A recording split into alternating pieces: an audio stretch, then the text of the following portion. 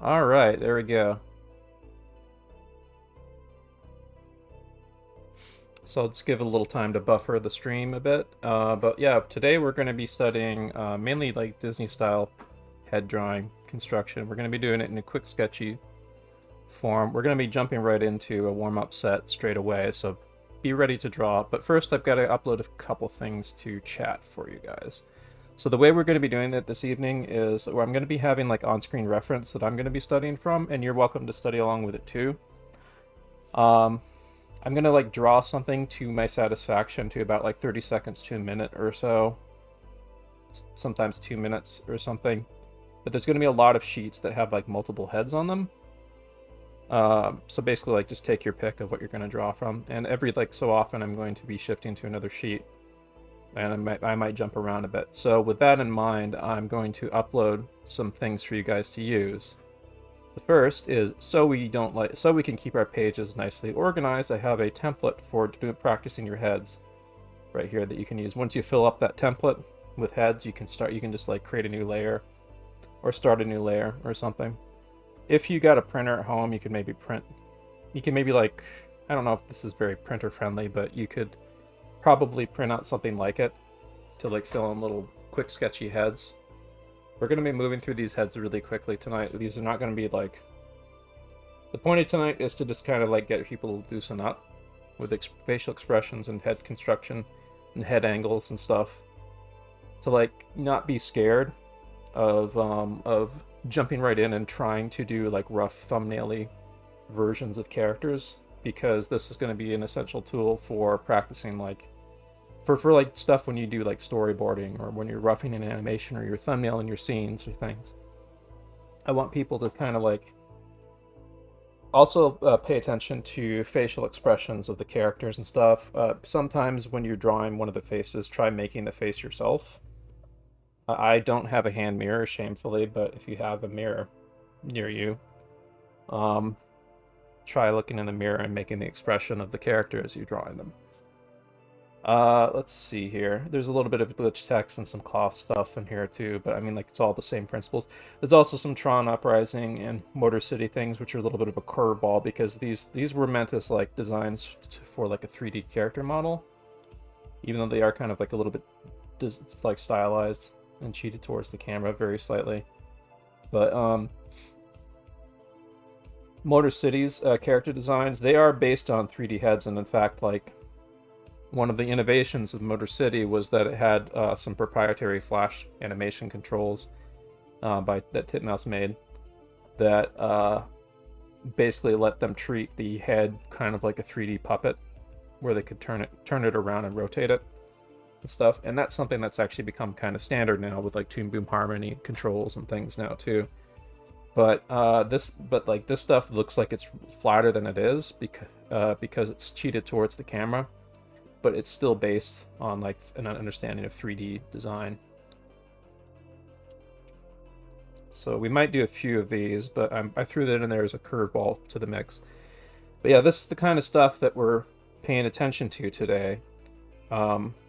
Disney-ish head drawing, like your basic unit of construction for creating faces of characters.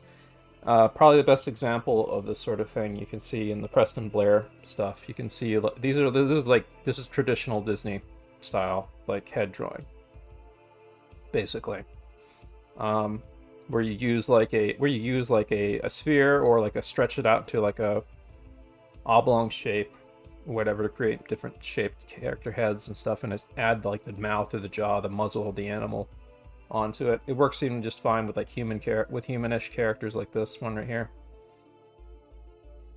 or cartoony human, and you just like make more kind of a square jawed Andrew Loomis head for like a more realistic human face. Yeah. Oh, this is somebody practicing from Preston Blair. This is not Preston Blair, but yeah, like here's like some other examples of like how you can make really irregular looking head shapes for creating very wildly different looking characters. Like this guy, for example, you can see his head is like still based on like that kind of like sphere with like a center line, two center lines going through it. Like this kind of construction. The traditional anthropomorphic animal character in Disney films is usually that you have like the eyes resting on or under this little eye line here, and then you like draw on the muzzle down below, which is kind of this masked in area.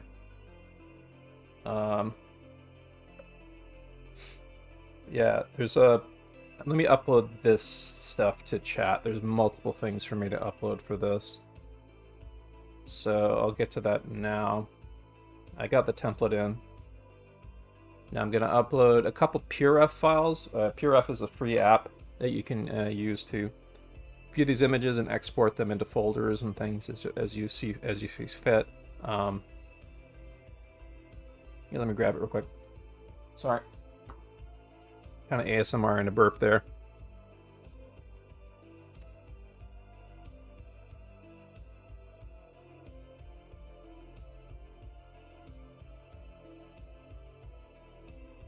Animation heads, there they are.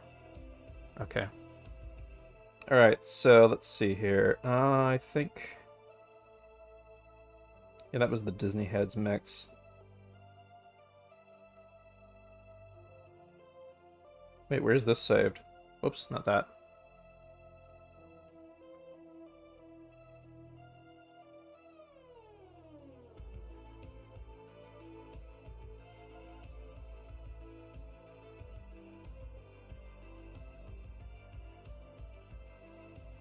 Okay, that's saved under the Disney heads.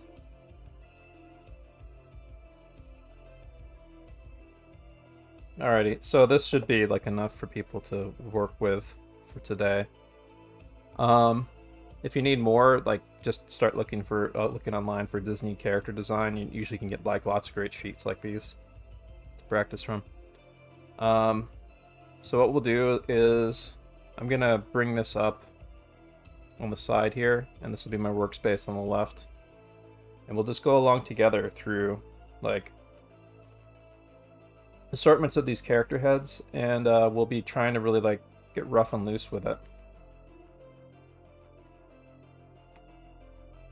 Like, it doesn't matter if you're making a good drawing or bad for this. Like, you just want to kind of want to just jump right in and just start having fun with it. You want to use the tools of like some basic head construction that I'm going to go over. But this first set, we're going to be drawing for about 20 minutes or so. So just get ready for that. Get your templates ready. I'll set a timer for about 20 minutes. We'll be taking breaks before we can post stuff that we're making and chat. And yeah, so I'll get started now. Okay, Google, set timer for 20 minutes. 20 minutes, and that's starting now. So it's not going to be anything terribly fancy. I just want people to just kind of take this at their own pace. Starting with Mowgli here from Jungle Book, of course.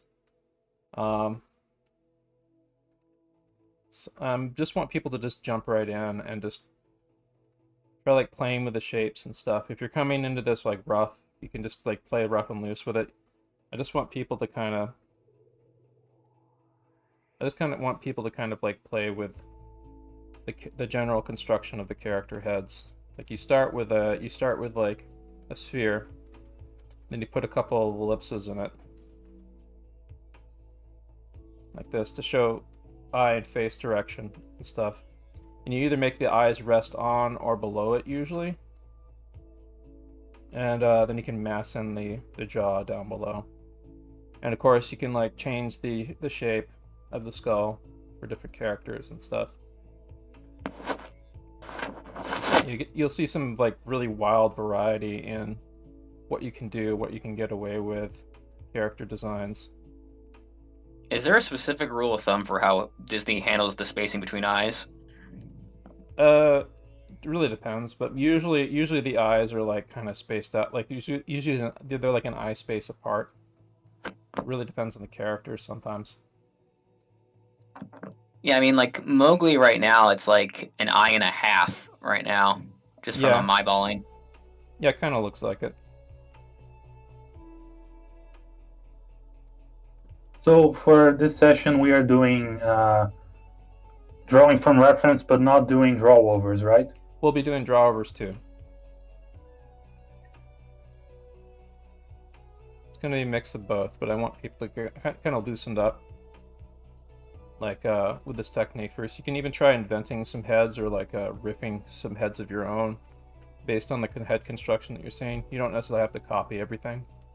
You can change the facial expression if you like.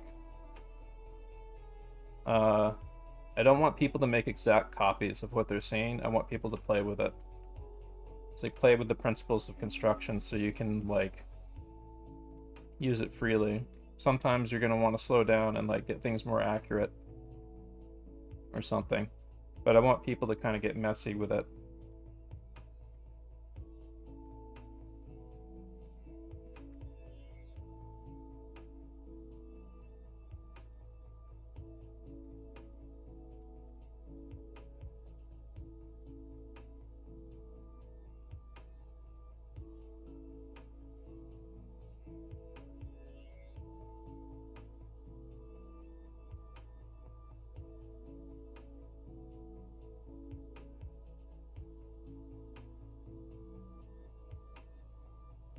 The general approach I want people to be taking for this is like the kind of thumbnailing you'll be doing when you like are doing your first pass at your animation, or your or like when you're like your first pass at an idea for a storyboard or something, like when you're planning out your scenes or and whatnot. It should be rough and loose. It should be imperfect. It should be quick and energetic.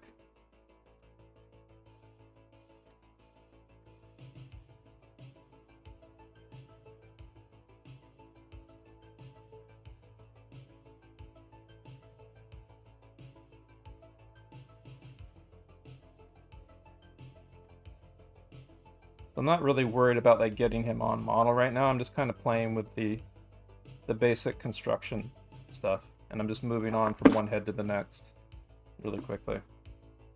Let's see here. But like here's a good page right here that's an example of like just how you see how rough and loose this is. This is like the stage acting thumbnails that were made for Jungle Book, basically. Like these are really freaking loose and rough and stuff, and this is what I kind of want point people towards for this. Like they're not necessarily on model, they're just playing with the construct, because you can tie down the model better later.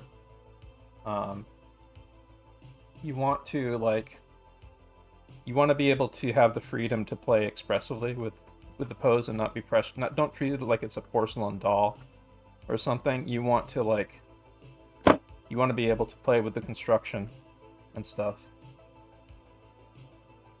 and play with making it malleable and expressive.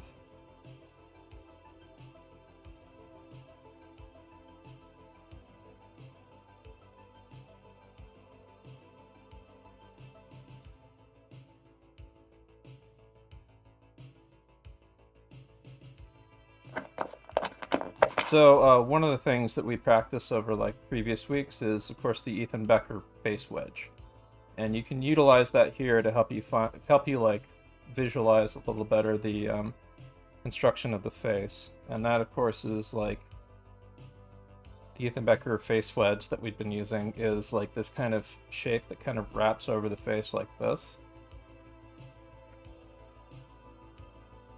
and comes around to the corners of the nostrils like that. It's kind of this like invisible sort of Muppet mouth that helps kind of define the angle of the face and that space where the eye sockets are over the cheeks.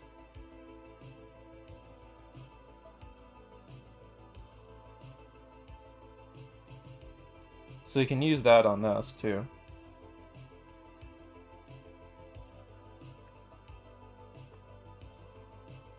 So this character, from what I'm seeing from them,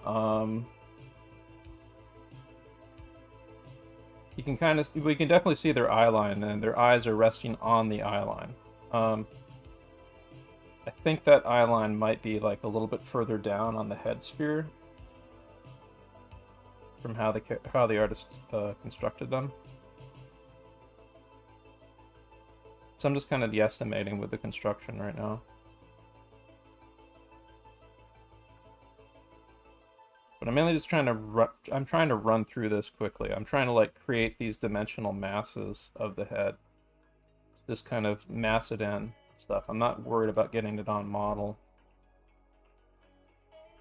Because getting stuff on model is something like that. It takes time and practice with getting in tune with the character design. And right now we're just concerned about like quick raw impressions and stuff of the basic construction and the basic expression. Retirar dinero del cajero. I'm sorry? I think someone maybe forgot their mic open. Yeah, I mean, kind of obvious. But yeah, no big deal.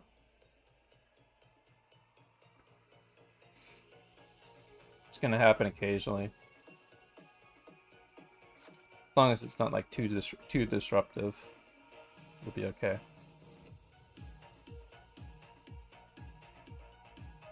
So as you start getting more warmed up to this, like you can feel free to try like play with turning the head to different angles and stuff.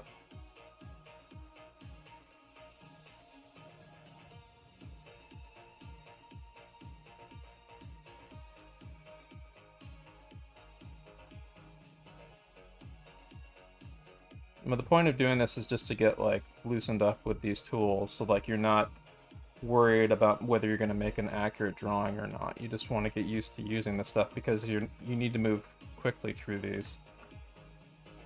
So let's see, I'm going to shift to another page. Let me see if I can find a good fresh page. I like the pages where there's a variety of expressions on them because then I can play more with the construction a bit.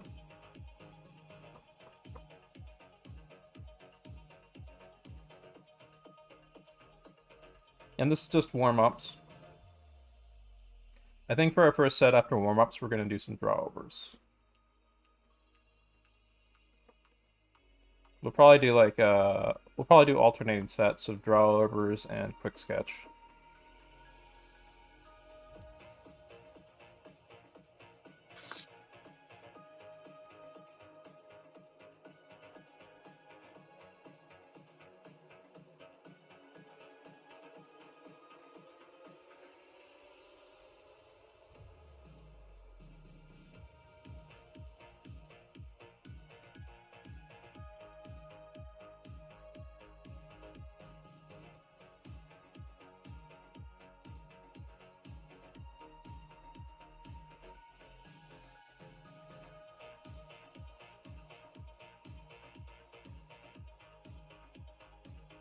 Another reason why I wanted people to do these the lineup of heads, is because I want people to kind of track their progress a bit, like, and so they can go back and they can correlate stuff that they've done. When you do a sheet like this, as you start progressively getting more warmed up to something, you can even go back to earlier drawings and, oh, I can build more stuff into that now that I'm seeing that after getting warmed up. And if you keep the sheet organized like this for a session like this, then you aren't like filling up a very disorderly page. You get kind of like an assembly line of progression going. This is a tool that I might make use of more in figure drawing and other things. It's definitely something like you can use you don't even need like a template like this as long as your page is organized. But a template definitely helps. You feel obligated to fill in every square on it too, so you wind up doing more drawings than you would if you were just sketching on a page. Alright, let's see here. Yeah, if I don't use a template like this, I cannot keep my sketches organized. Yeah. You do what you gotta do. So for Pinocchio, I think that he has like an eye line that's on like the lower third of his head, and then his eyes rest on that eye line. Yeah, and then his mouth is kind of built off of it, like that. Ear coming out here. He's actually a lot easier to draw than he looks, too. Like, he's designed to kind of lyrically flow. The character design is designed to kind of lyrically flow from one line to the next, which makes it a lot easier on the animators to make him act.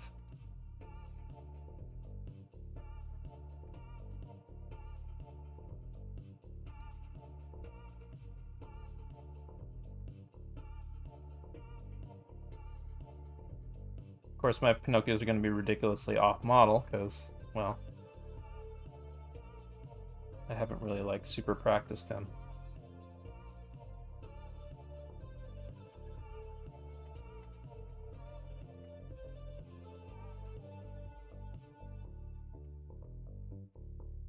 That's usually how it goes, too, like, you just want to get the expression down, like, really, really, without worrying about whether it's on model or not first. Like, you want to get, like, a sketch or a thumbnail or a rough of the expression down, and then you can modify and fix it until it's on model. A lot of cases.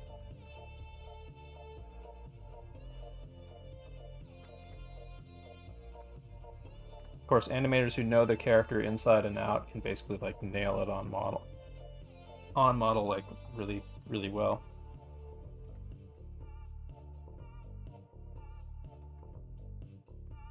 Yeah, a character like Pinocchio is designed to be drawn by other artists. He's not particular to one particular animator's style. Like, he's designed to be drawn by like a lot of different animators.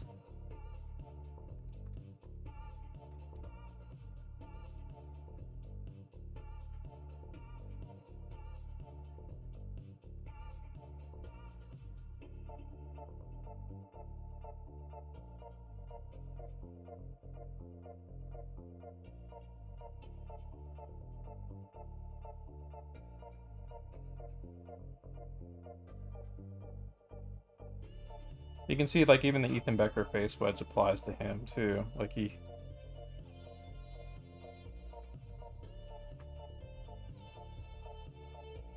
can still kind of overlay that same sort of wedge in the front of the face.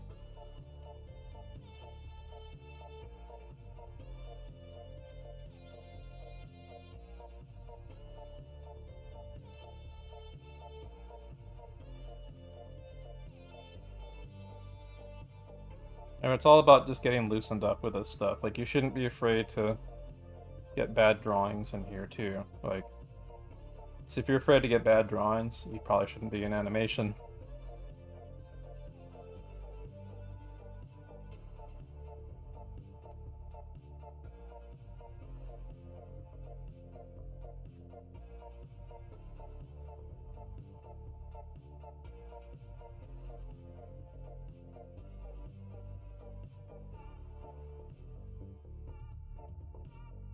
So I'm sort of playing with Pinocchio a little bit to create my own character stuff now.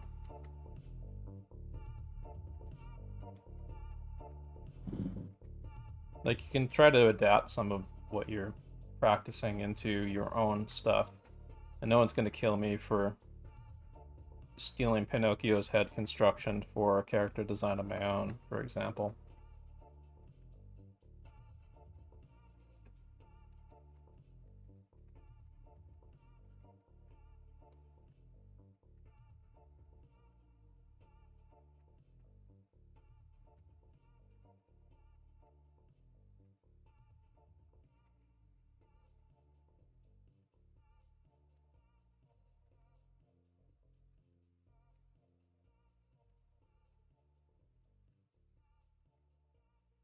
Inventing a head here.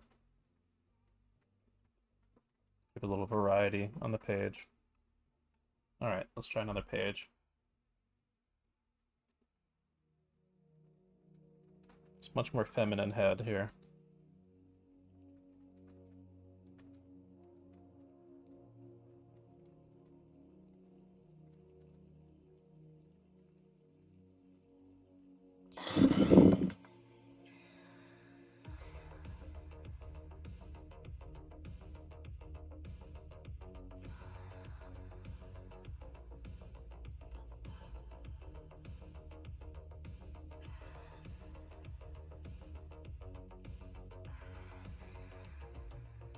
you inherently want to move through these kind of quickly too. Like, there's going to be times to be precious about it later. Like, you want to keep the energy of it going, basically.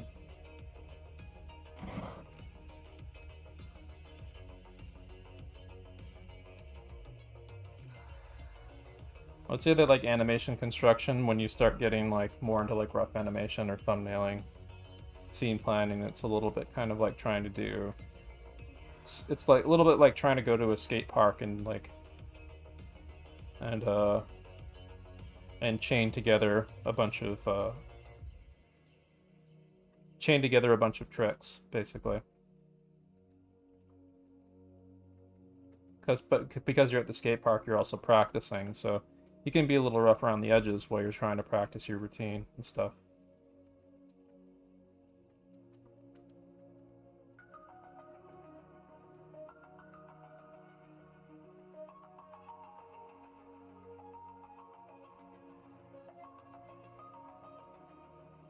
But it's a little it's the kind of the mindset where you like there's not really any time to be too precious about what you're doing, because well, if you're on a skateboard, you've got to kind of go with the flow of wherever gravity's taking you and wherever inertia's taking you and stuff.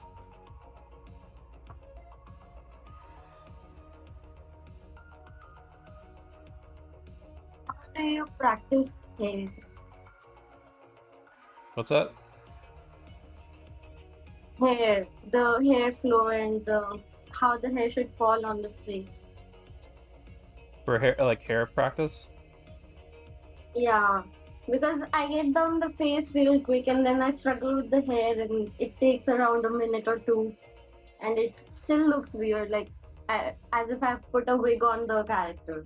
Well, the best way to think of hair is that it has an origin point that it's coming from, and you can see it on the head there. You can see those like kind of gesture lines that are where the origin point of the hair is. And you have to, when you're drawing it, you have to be thinking of the physical thing that you're drawing. Like if you're drawing like the molding sort of sculpted mass of the face, you're thinking of it in terms of being kind of a pliable sculpture, almost. But that has like moving parts in it, like the jaw and mouth and other things. But like the hair is a thing that has volume, and it should, when you're drawing it, you should be thinking of like how hair feels and how hair acts. Like, so you think of like how your hair like lays against your own head and stuff, and how like there's like little bits of it that kind of like stick up and stuff because they have less weight on them. You want to kind of think in those terms when you're drawing in the hair, and you can kind of see it like in this thing from Tarzan here with Jane. Her hair has volume and mass to it, and it kind of falls with its own weight. So when you're doing this, again, these are just studies to kind of just like get a little taste of thinking of things in those terms. So you can try to like observe some of that and sketch it for these quick drawings. Okay, Google, stop. All right, so we'll take a quick break of about like 5 minutes or so. Okay, Google, set timer 5 minutes. 5 minutes, and we're starting now. So your pages should look really rough and loose. I mean, these are quick, super fast sketches where you're just kind of throwing down head construction. You don't have to worry about whether they're good or bad. It's just about just like getting this out of your system, get kind of the kinks out of your hand. But what's cool about these is you can always lower opacity on them, and you can do another pass on them. Like, for example, this head of a character that I made that was where I was kind of playing with Pinocchio's head construction to make my own character. You can go back in, touch it up a bit.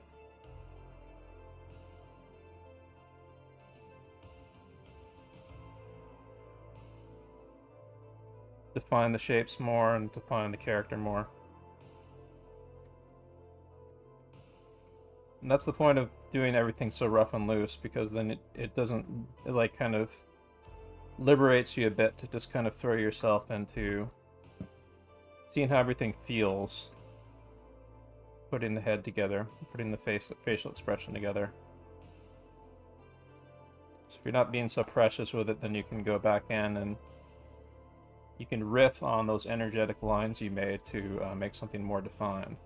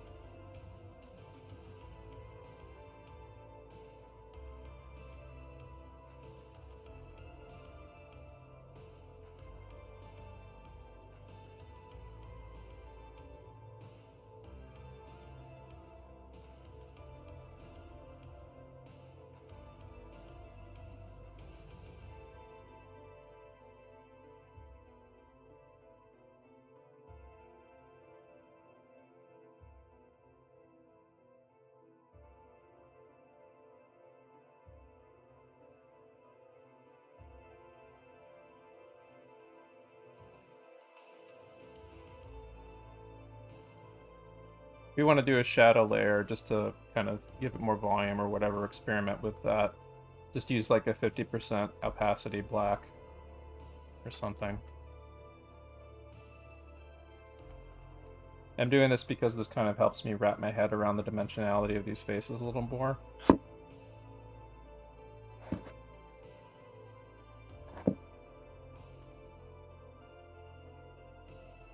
So like there's like space under the eye sockets here, or above the eye sockets here where the light is turned away from the form.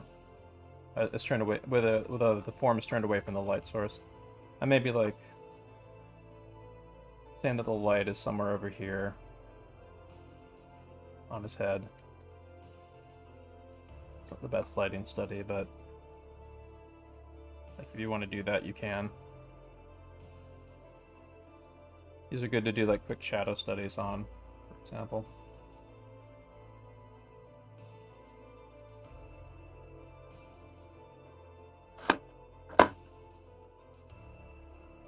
So yeah, I got this sheet started here, and that would probably be like my first wave of these sorts of drawings. So I'm gonna throw these in the warm-ups folder.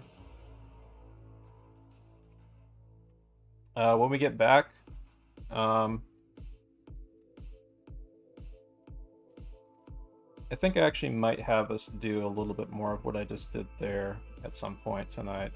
But I think the next thing we should do is we should do some draw over studies. But you can mix it up with a draw over studies and in case studies. So anyway, I'm going to start hunting for what pages I'm going to be using for the draw over studies. Let's see here.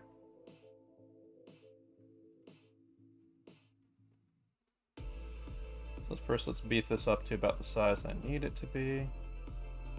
Good. That's good.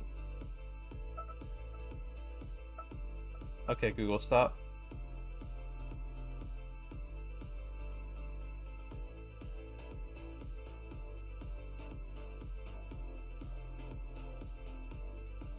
Alright, real quick. I'm going to, I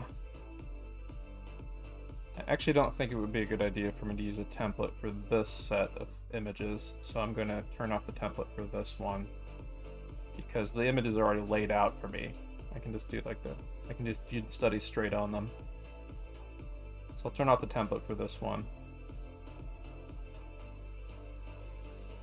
And I'm just gonna jump right in. I'm gonna do like an assembly line of I'm gonna do I'm gonna do like an assembly line almost of head construction drawovers. And I'll see, maybe I can like do, there's a little enough space in the margins for me to kind of play with the heads too, freehand as well. Okay, Google, set timer for 20 minutes. 20 minutes, starting now. So I'm gonna get a little bit more, right now folks, like, I want you to find an image kind of like the one that I have here, from the reference that I provided, or something similar if you found some Disney character design in the Google image search. And I want you to do some draw over studies of it, kind of playing with like, look for the head sphere. You want to figure out where the head sphere is placed, or guesstimate it or something. You want to figure out where the eye line is. Like normally for like the Disney drawings and stuff, like traditional Disney stuff, the eyes are going to be resting on or below the eye line. So in this case, you can actually physically see it here. Like there's this character's eye line, hero's eye line right there is actually physically drawn there on a lot of these. And you can see on this one, you can see where his head sphere, skull mass, is inside of his hair there.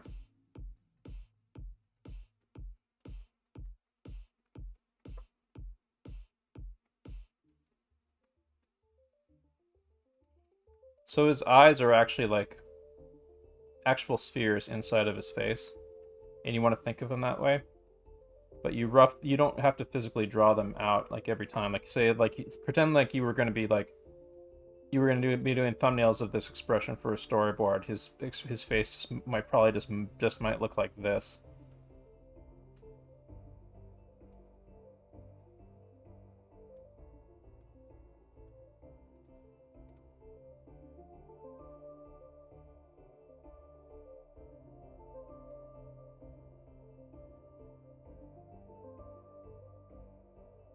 But as far as like the draw over drills go, you kind of want to use that as an opportunity to sort of wrap your head around the construction. Like for example, I'm paying attention to like, oh, this is the side plane of his head.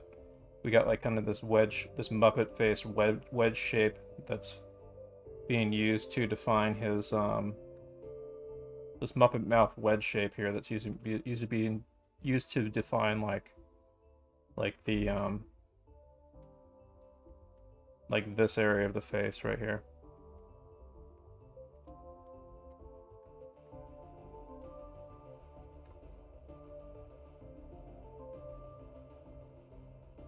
And keep in mind, like, if you want to include like a little bit of the body and the neck and stuff, you can too. That they have mass too. Like, I want people to think about these shapes in terms of gesture and mass. Like, Disney characters are pliable masses. Cartoon characters in general are basically pliable masses, and you can wrap your head around like animation drawing a little easier if you start thinking in terms of like these characters are made of putty that I can tug around into different shapes, basically.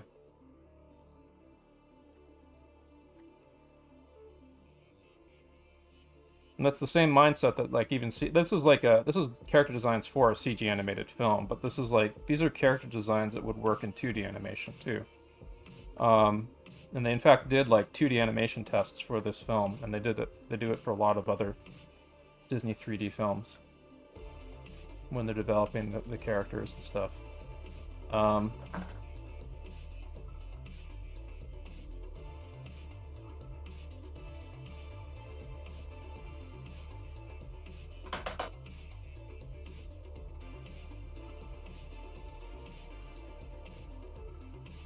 So like even 3D animators have to approach thinking of like very kind of like, well, these kind of characters for sure. They have to think of them in terms of the same in the same sort of terms as like these characters are made of pliable putty-like masses that I can morph and mold into in kind of a flowy way into like whatever expression I'm trying to make with them.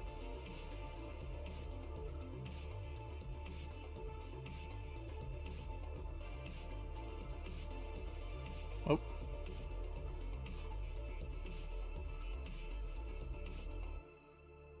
You notice like there's an origin point on his hair too, where like the hair kind of here, like I'll define that a little better. So like there's like an origin point from his hair on the part of his hair here, where the stuff is kind of like wrapping over his head, falling it down because it has weight to it, but it's hair because it's light. But it all like comes down from this origin point, and you can even like group it by masses. Like if you're really going to animate this character, like his hair could be, different parts of his hair could be grouped by mass. But because it is hair, it's very dynamic, so it's going to be changing shape an awful lot, depending on what he's doing. So for this face right here, there's a major amount of pliable compression going on.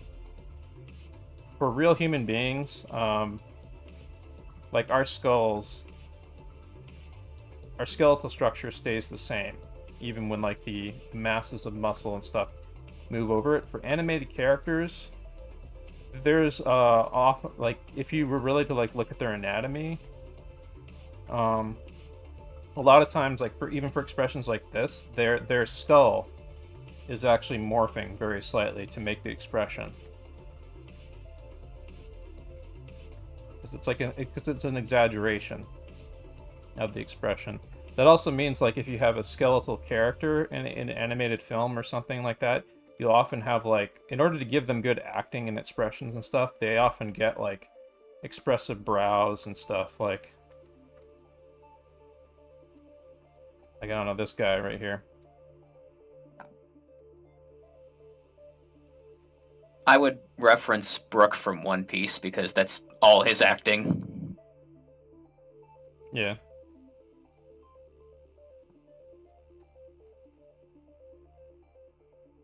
I think Coco is also a good study if they want to see skulls acting. The what? Coco, the movie Coco by Pixar. Sorry, I can't quite help you. Oh, she's talking about Coco. Oh, yeah. Oh, yeah. Yeah, definitely. Coco's a good example, for sure. But, like, I mean, it's always pushed. Like, there's a lot of examples of Disney characters that they thought of them in those terms of, like, oh, the skull mass inside the head does not change, just the shapes on top of it. But there's, like, lots of... it really depends. Like, some of the way more realistic human characters in Disney stuff actually do have that baked into them a little bit. Even a few Pixar movies kind of have that a bit. But, like in The Incredibles, for example, like Bob Parr's brow. Bob Parr is like Roman nose and brow and stuff. Mr. Incredible's nose and brow and stuff. Like, you can see some of the concept art where they were like kind of working out some of the general shapes of it and stuff. And it sort of has that sort of hybrid-y kind of vinyl plastic puppet feel to it. Like, you can think of these characters. It's a good way to think of these characters as being like vinyl plastic puppets, or putty masses that you can morph into different shapes and stuff. Of course, like Disney's traditional Disney,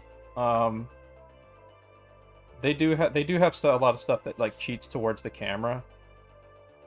Because, 2D is 2D animation, of course. So you would cheat stuff towards the camera in 2D. And even in 3D, you cheat stuff towards the camera, too. In designs and whatnot. But, in the medium of 2D drawing specifically,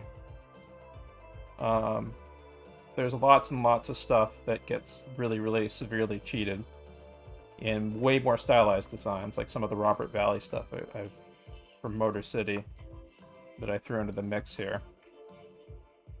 And that's an example of using the medium of 2D to its fullest, I would say. Of still following like rules of like kind of 3D forms and stuff, but like utilizing the fact, oh, that this is being made on a two-dimensional surface. There's like designy sort of things that can be done. That maybe like make certain things and certain angles of certain things really stick out more. Maybe I can find a good example of that. Like, look at yeah, let's bring this in real quick. Maybe I can show an example from I forget what this character's name is from Motor City.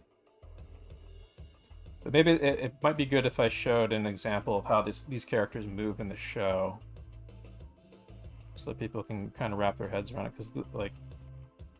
because they still kind of obey rules of 3D forms, but it's just like cheated towards the camera. Let's see here.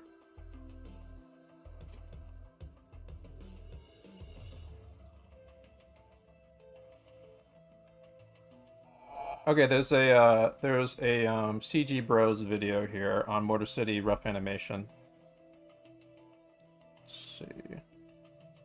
His name is Mike, by the way. The what? The main character, Motor City. It's Mike Chilton. Yeah. I haven't seen it. I haven't seen the show in forever, so.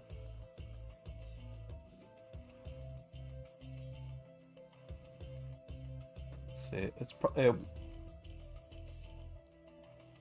Yeah, like watch, like pay close attention to the heads for this.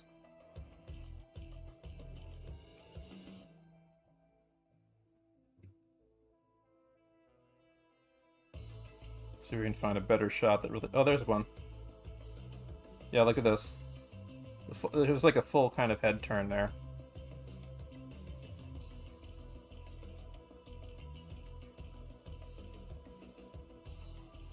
it's still obeying rules of head like 3D head construction and stuff. It's just really stylized and cheated.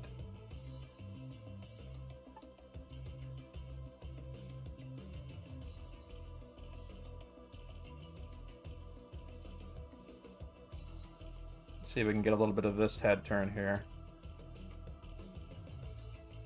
Because that was one of the big innovations of this. They made a plugin specifically where they could have like an array of like these heads from different angles for the animators to use on shots like this to create like a stronger impression of like almost kind of a pseudo 3D look. Like you see like the eyes are moving at a different depth from like the nose and the front of the hair and so on, and versus like how the chin appears and stuff. And of course, these techniques are like much more standard now, and especially with Toon Boom Harmony making it a lot easier to do exactly this. But Titmouse had to create a plugin like for Flash to pull that off. But yeah. So I'll leave those on the side there, but I mean, I wish I had like a character construction model sheet, but I mean like, these basically obey the same rules as any other Disney had. They just have their own specific quirks for how they're cheated towards the camera. Like you can see like this kind of almost right angle sort of thing for how his hair is handled versus like the angle of his jaw and the angle of his nose and stuff. But like they still kind of, if you like wrap lines over them, they still kind of obey like the rules of like how a Disney head is constructed and stuff. You can even see that like the same sort of thing also applies to the bodies too. And if you see how the characters' bodies move, it's the animators have to be a little bit more kind of like for the rough animation for this, you'll see like people you like the suit, like the early past stuff before they did tie downs on the characters.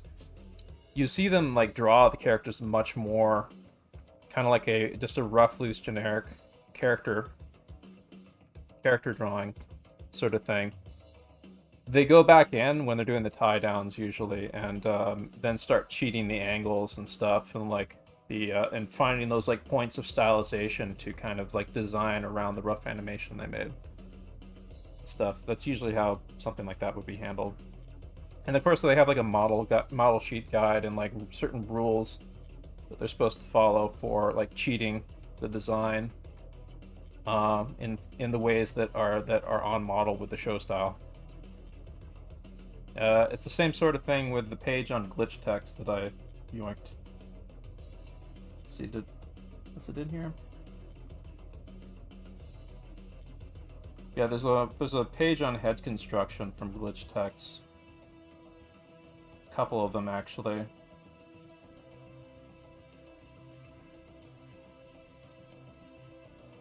Here's one on like how this character's head is constructed. You can see it's still based on like pliable masses of 3D shapes and stuff.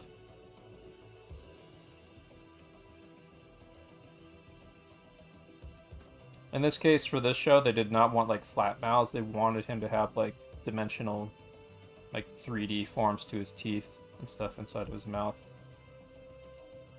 So this is a character that's not too out of the ballpark to be converted to like a 3D, like you could potentially adapt this character design to a 3D model pretty plausibly.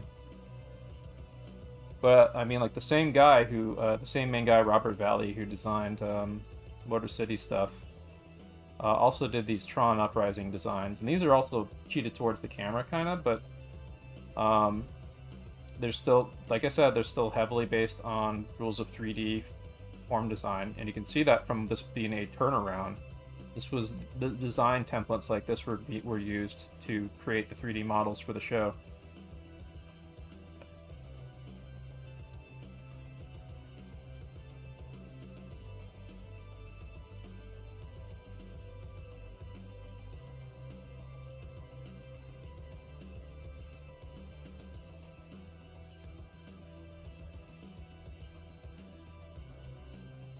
You can see on this character right here, Big Hero 6 hero. Trying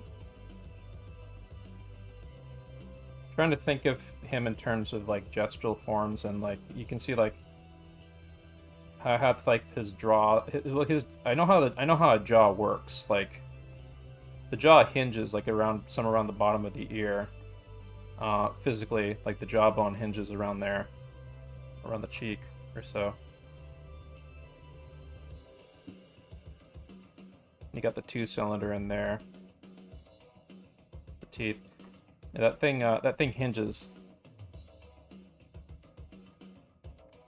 down like so. But because this is like we're kind of like playing loose with like the expressiveness of the reason why things are so expressive in this sort of cartoony things. It's meant to kind of create the illusion of the pliable, expressive qualities of the complicated muscles and flesh on the human face. So when the jaw comes down, like if you really do like an X-ray view of the bone will actually be probably getting stretched a little bit in this expression. But it's essentially obeying the same rules of kind of like a skeleton stuff.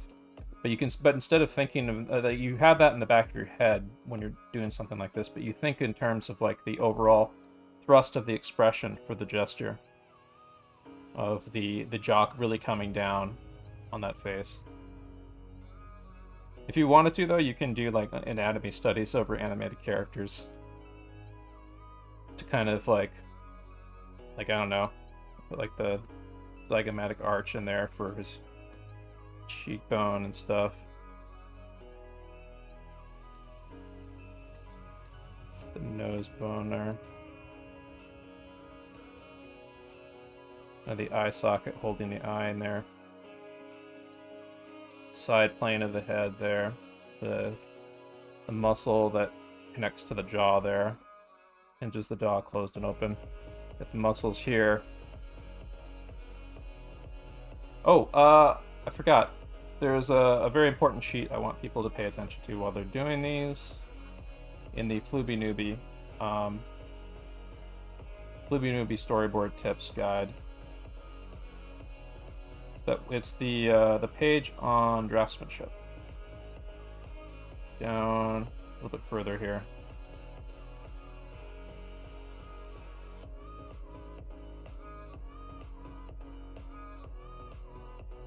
So first off, there's this. This is essentially what we're doing right here. Like this is your basic head construction, except I will add to the note to this. You don't always have, like, most Disney character designs tend to have the eyes resting on or below the eye line, like above or below the eye line. In this case, this generic head, it's essentially like this, where okay, Google, stop. Okay, Google, set timer for 5 minutes. Done. 5 minutes added to your 20-minute timer. In this case, the artist has the eyes like right in the middle of the eye line. But this little kind of sketch right here is like still based on like the basics of head construction, even for like a realistic head.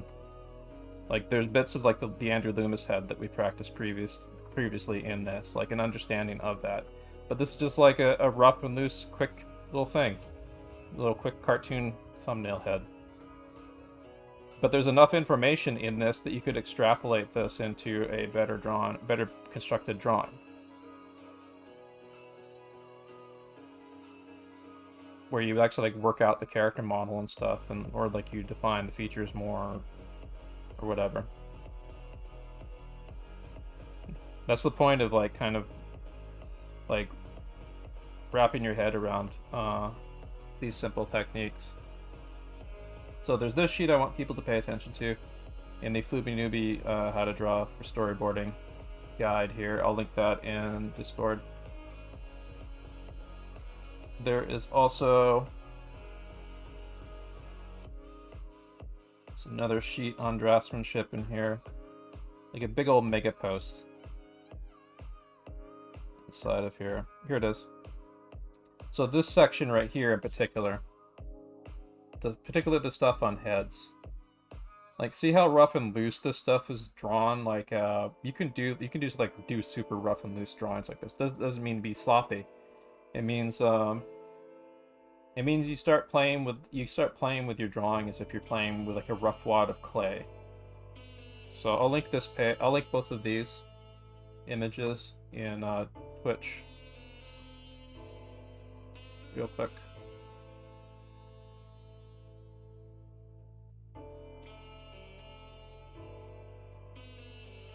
There's also other stuff on anatomy. Like in the future, we're going to be going over this stuff too. But for now, pay very close attention to the stuff on heads.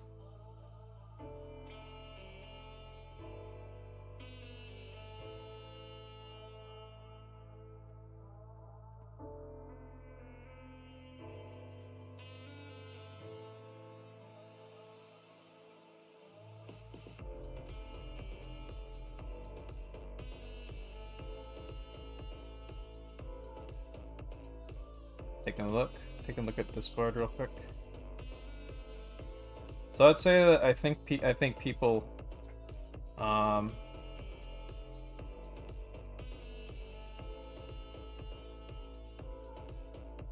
these are nice. I'd say that the next step to really kind of punch these up would be start paying way more attention to, like, start paying less attention to the final surface details and pay more attention to like the head sphere and wrapping the lines over the head sphere to create the where the eye line is and stuff. Start paying way more attention to the dimensionality of the head, because I see a lot of people that are getting a little bit too far into the surface detail and it's flattening out the image. Like, see if I can find a good example somewhere in here. Like,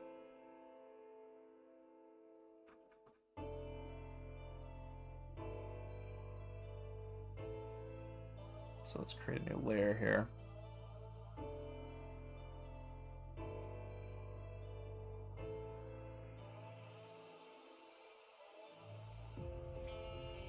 Do a mini demo real quick. So like this, for example, this one got way too far into the like details of the features and stuff. I mean, it's pretty all right for a thumbnail, I would say, but I think that you want to really think of the dimensionality of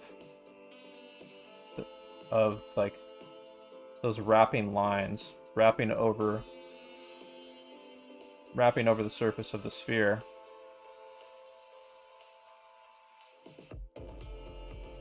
And then from there, you start thinking of like, how does this, like, how does the eye line sort of cut into the face, and how does that work three-dimensionally? And how you can insert like this kind of wedge for the face in there.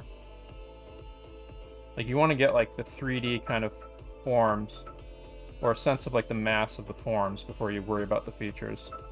Okay, Google, stop. Before you worry about the details of the features too much.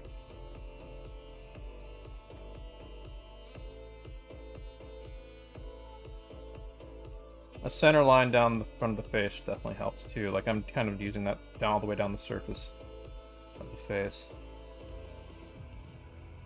Like, here's another example here. Put the eye line about there. I'm not actually using reference because I'm just like kind of showing you how you can like kind of triage your drawings that you've done to sort of put more dimensionality into them.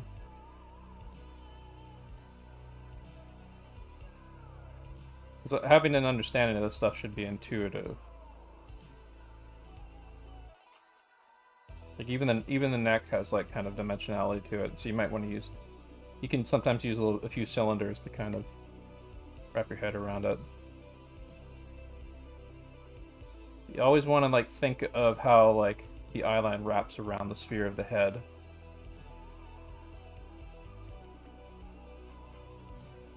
And how that brow and cheek area cuts into the face. and how the jaw is masked in.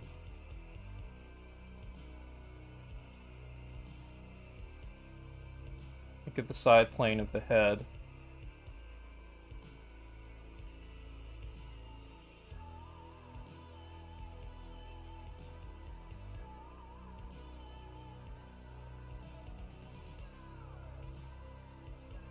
But you're trying to construct a 3D object. Like, if you get too caught up into surface details too early, then it'll flatten out the drawing.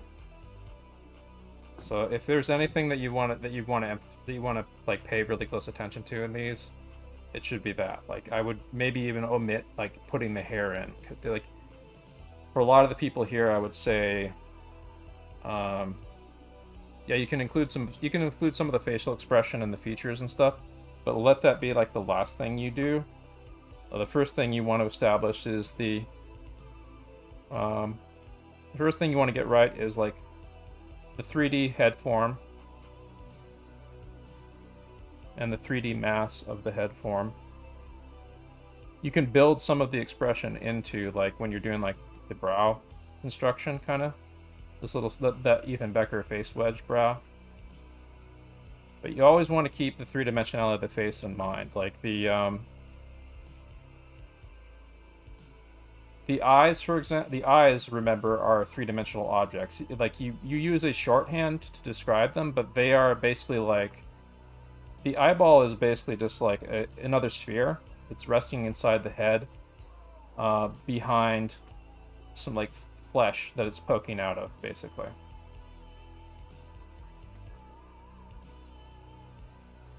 When we cartoon it, we simplify it.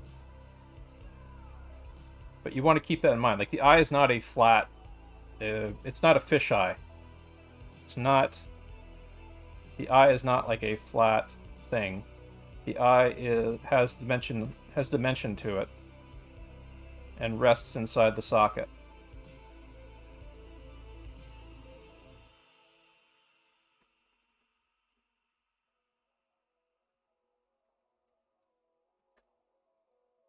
So if you ever get critique on your character faces, and they tell you it's looking fish-eyed, this is what they mean. When the eye is looking flat. Same thing with the mouth. Like, you want to understand what the mouth is made out of. And I think the glitch tech sheets I just showed was a pretty good example of what I mean. Like, let's see here.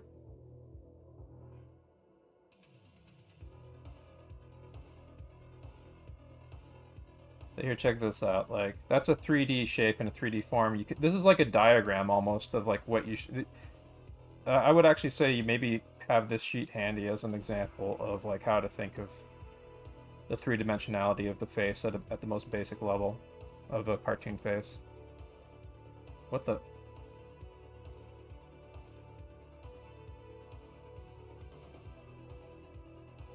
And you can see like the teeth right here are basically a cylinder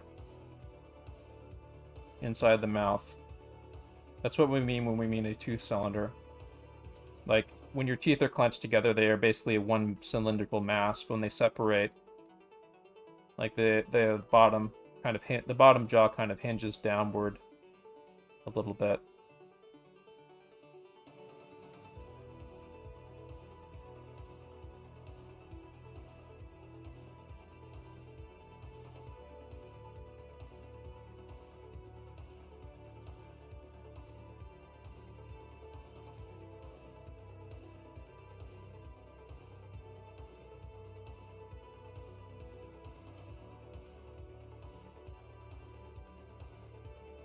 I don't know, little shitty demo example, but yeah, I mean, that's basically the idea. Like, you want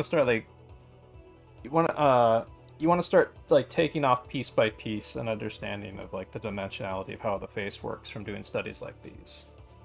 And I don't expect everyone to get everything at once, because this is a lot. Understanding how heads work and how to cartoon them and the dimensionality of the heads is a long-term exercise. It's going to take time for you to wrap your head around how the dimensionality of the face works. So I'm going to say that everyone here who's doing this should keep doing more of this tomorrow. And I'm going to be doing some more of this tomorrow too. In addition to the like warming up for the Alex Wu gesture figure drawing that we're doing.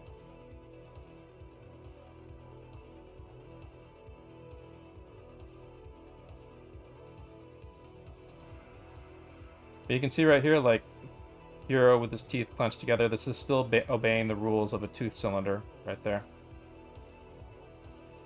If we were to do like an X-ray view of Hero's face, you could see his teeth inside of his. You could see his teeth clenched together in the tooth cylinder form inside of his face.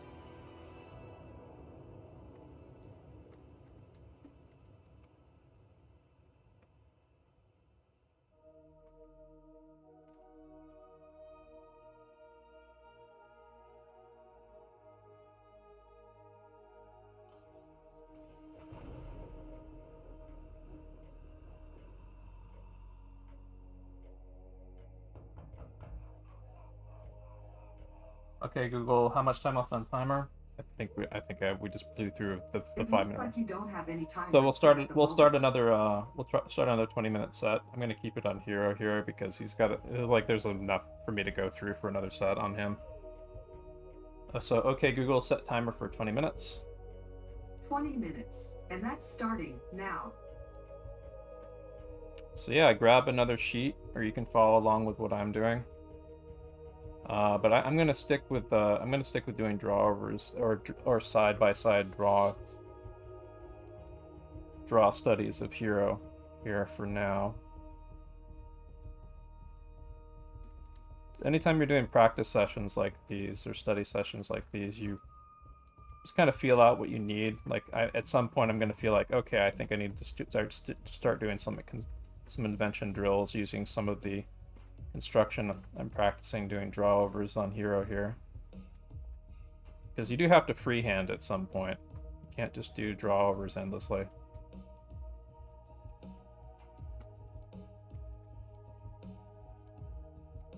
The drawovers kind of help orient you and help you analyze things if you're not quite seeing how something works. I'm doing them very quick, but you can do these way more meticulously than I'm doing them, and I might actually slow down and do a more meticulous one. Yeah, let's do a more meticulous one here. So like on this one, I'm just going to start right away with, no, I'm going to start with the head sphere, actually. Start with kind of the overall impression of the head sphere, something like this. His eye line is kind of wrapping around the bottom of this, the bottom third of the head sphere. His brow line kind of goes out a little bit past here because it's coming off of the head sphere.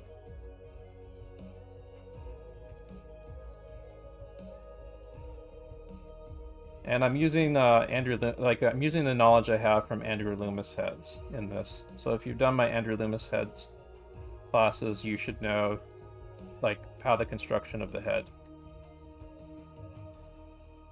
works at the most basic level.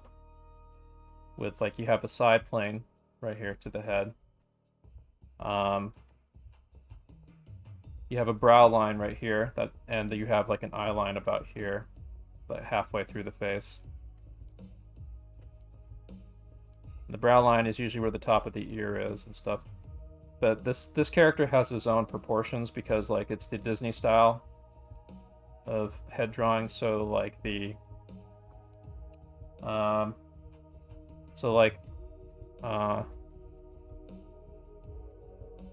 actually yeah, in this case, like look at that, like his ear kind of lines up about where his neutral brow would be. If you look at the reference sheet. So you can kind of see that if you draw like a line in 3D space.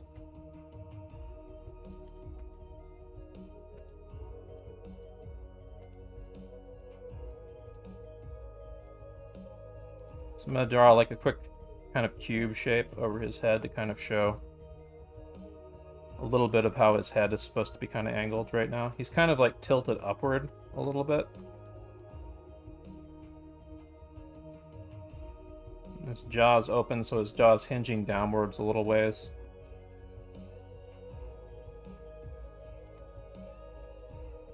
His jaw's also kind of askew, like it looks like he's kind of like doing a little, because a combination of him doing kind of like a little kind of jerky smirk sort of thing with his mouth open and pushing his palm up against his face is moving the mass of his flesh up that way. Well, his jaw is kind of going that way a bit, like a cockeyed sort of thing.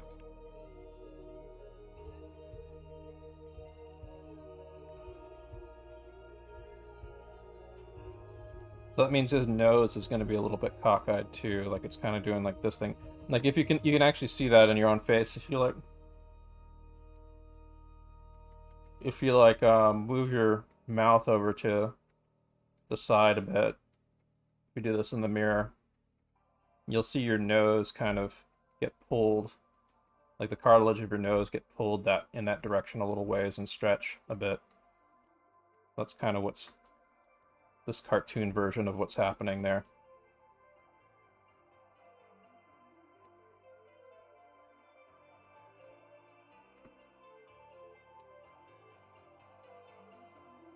So I don't know if I answered the question that's in chat of what we're supposed to be doing right now. What you're supposed to be doing right now is you grab some model sheet reference of Disney character design of like heads like these.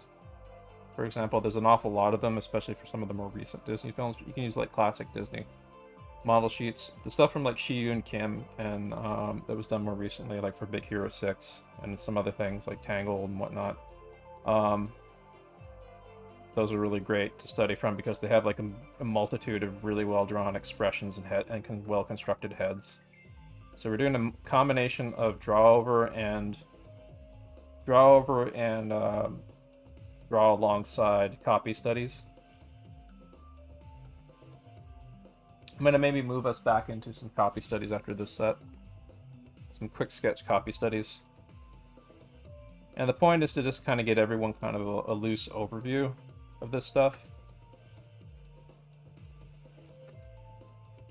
But like I said, if you don't want to get too caught up into surface detail, you're looking to create a molded mass. Like the surface detail goes on top of that molded mass, but the molded mass of a character's head, that 3D shape, like in this case, when I put that little eye socket in there, I'm thinking about that shape inside there. Like I'm thinking about like, oh, that's part of a sphere that's going back in here, and so that the little eyelash openings there for the eye are wrapping over and around that like over a 3D surface of an eye.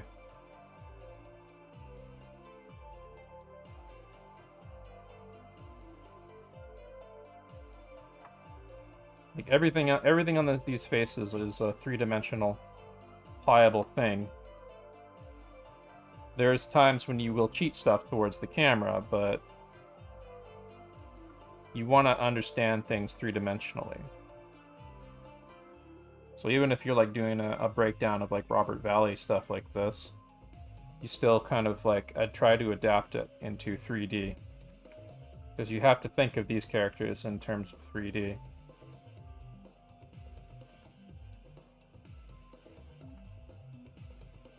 Like this character still obeys all the rules of like a very uncheated 3D character. It's just that he's 3D, but he's cheated towards the camera, and he's using principles of 2D design.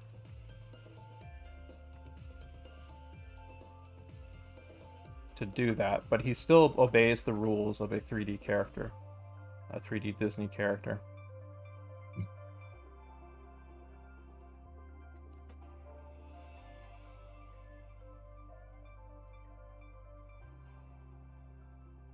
His head still got like a side plane. Like if we could actually like put like the top of like here's the top of his head, right? Here's the top plane of his head. Here's the front plane of his head. Here's the side plane of his head. And such. It's cheated towards the camera and stuff, but and like his eyes still obey like rules of like an eye socket and like an eye instead of an eye socket. See?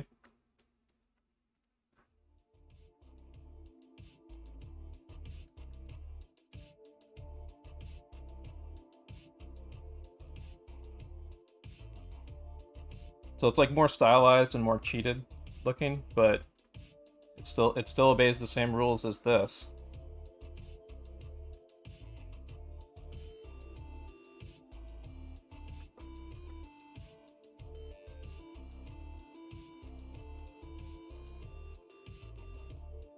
So we know that Hero's head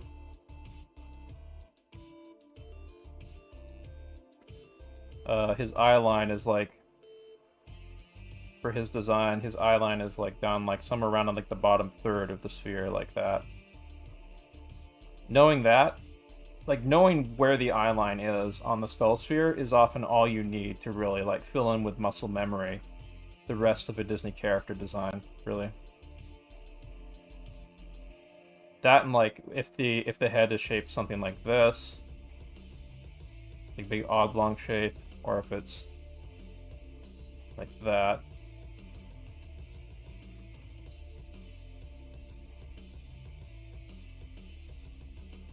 Or like the specifics of the jaw shape, like getting something like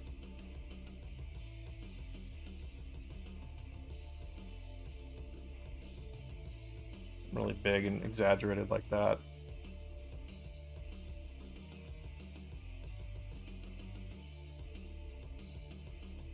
But these simple rules of construction, the reason why they've lasted for so long is because it lets you adapt to like a multitude of different characters, despite like, changing the like pushing and pulling the shapes around. You can adapt to characters with very, very, very different art styles, like using this approach.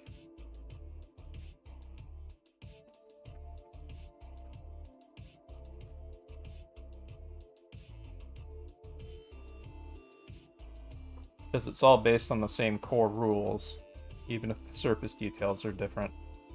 Like the way that stuff is stylized and cheated on the Robert Valley designs, that's just like surface detail. The core stuff is what drives it.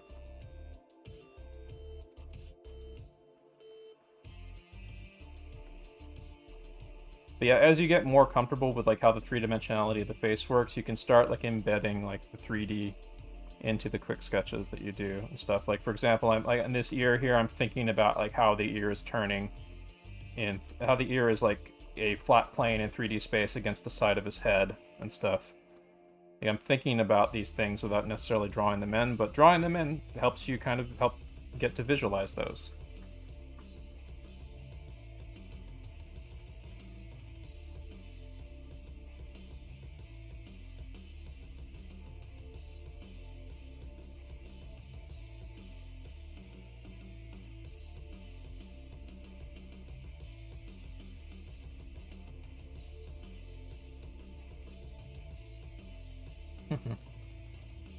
Yeah, you can do this with everything.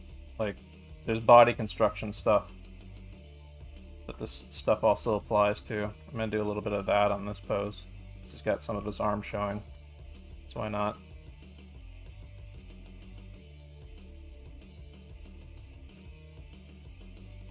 There's like principles of Walt Stanchfield simplification going on with his knuckles here.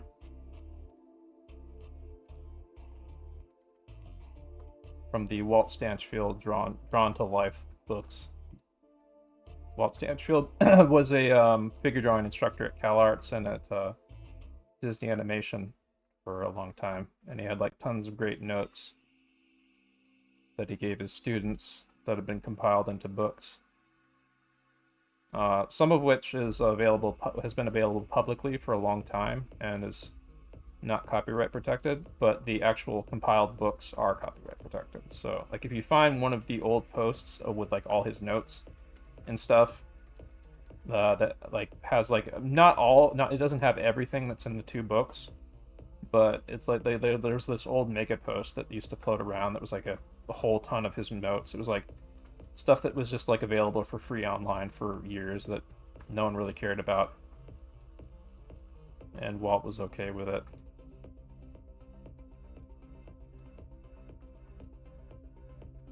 So if you find that, that's fine. If you find that, you can find that for free. I don't know where to find it presently. But What was the name again? Walt Stanchfield. Walt Stanchfield. Thank you. Yeah, I'll show some of his stuff.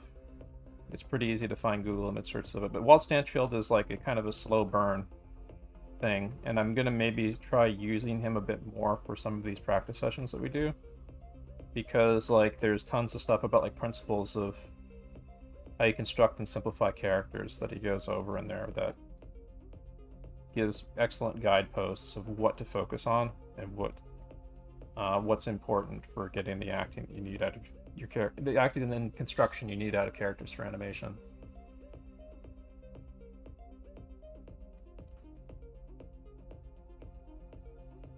If I can ask real quick, would you recommend buying the physical copies of his books? Yes. There's there's also digital copies too, which makes it a little easier for if you have an iPad or something to bring it to a drawing, bring it to a drawing class or something. Oh, okay. Thank you. Mm-hmm.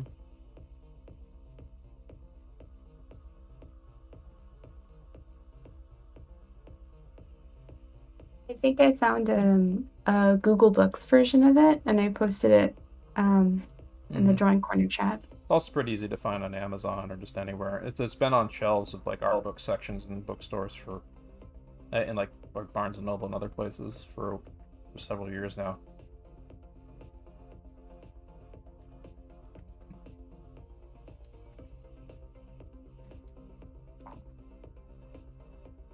Is there like a step-by-step way to break down Hero's hair?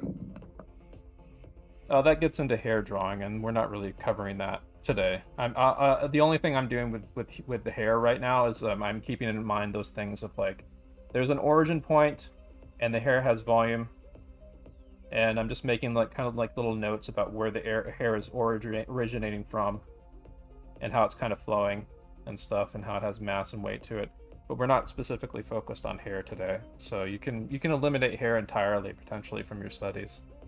But if you want to sneak a little bit in, go for it. But like I say, like the meat and potatoes that I want people to really concentrate on is I want you to wrap your head around like using a short. I want you to like get really used to using this little 3D tool, basically. This little 3D head sphere tool to create your heads for animation or for just anything really. Animation and storyboards and everything. Like the Preston Blair sheet that I showed. Let's see. Bring it up real quick.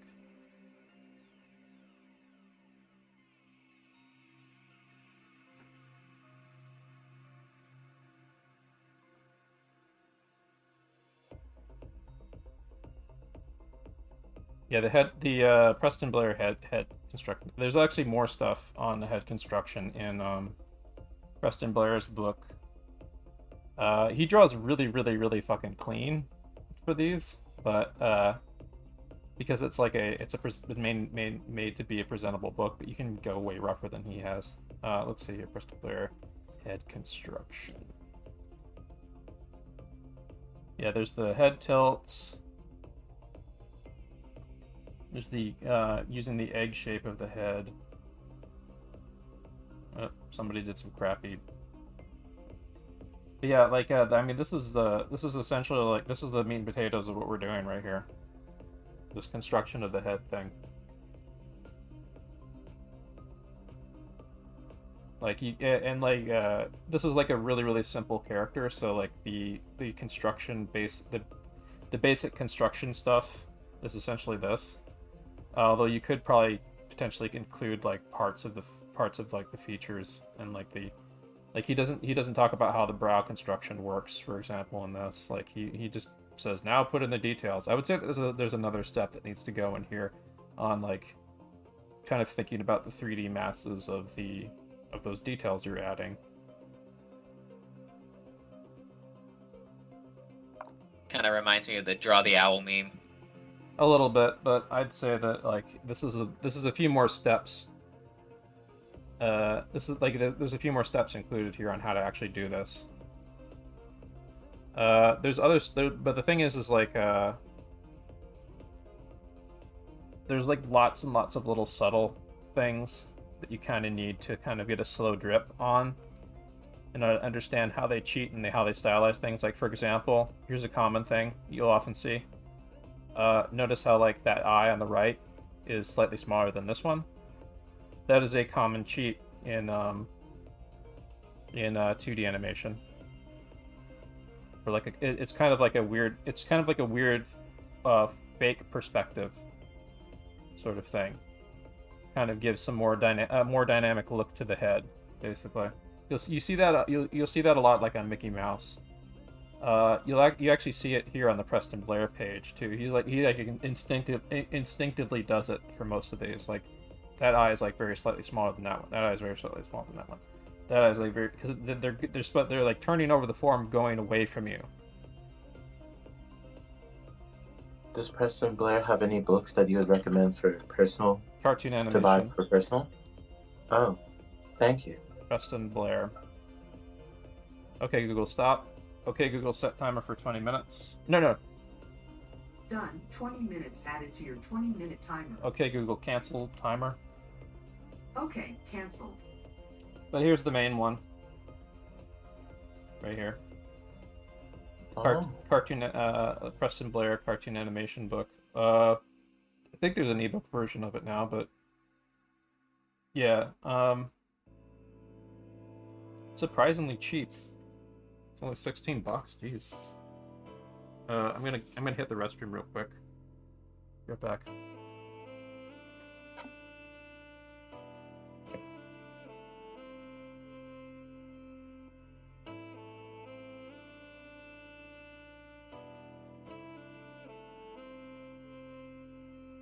Bye.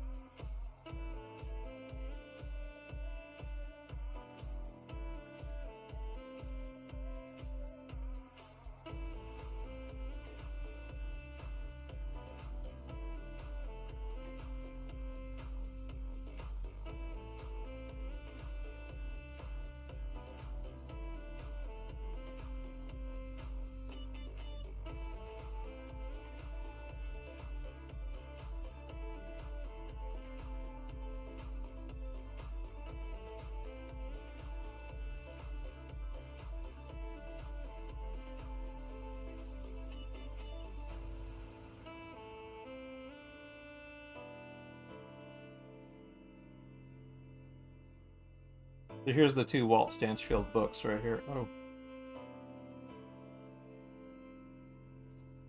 Oh. Drawn to Life, Volume 1 and 2. And those are actually both available as ebooks as well. Some other essential books: The Animator Survival Kit, Illusion of Life. Illusion of Life has, if you have a physical copy of it, it's great to be able to flip over up into a random page, read the text, and learn a few tidbits of things, and maybe copy some of the drawings in it.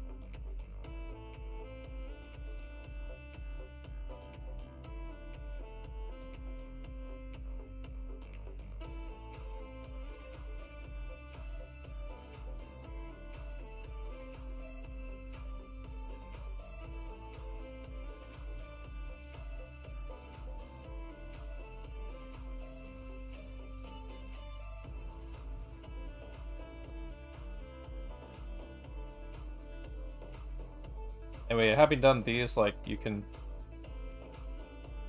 If you've done, like, a construction drill thing like this, there's nothing keeping you from, like, using this pose as, like, something to create your own character with for practice. I mean, like, you don't want to plagiarize, obviously.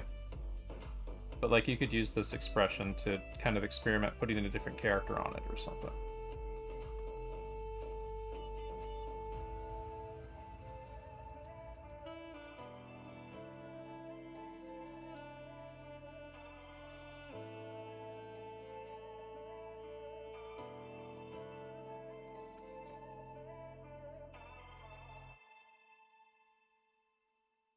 Yeah, actually,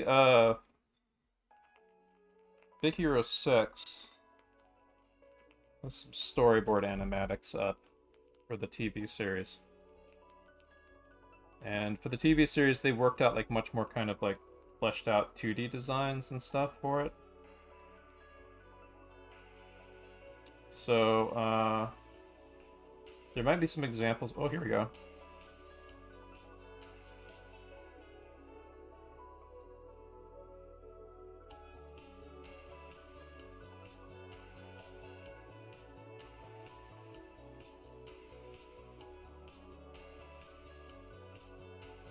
That's from the movie. I'm gonna see if I can try to find something from the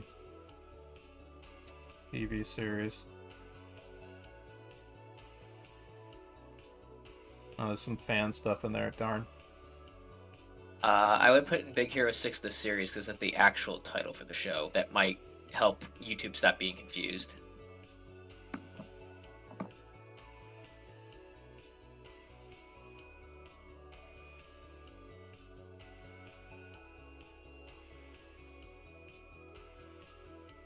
I'm trying to figure out how much of this is like official stuff and how much of this is like fan stuff, though. I'm not clear on what this is, what is what.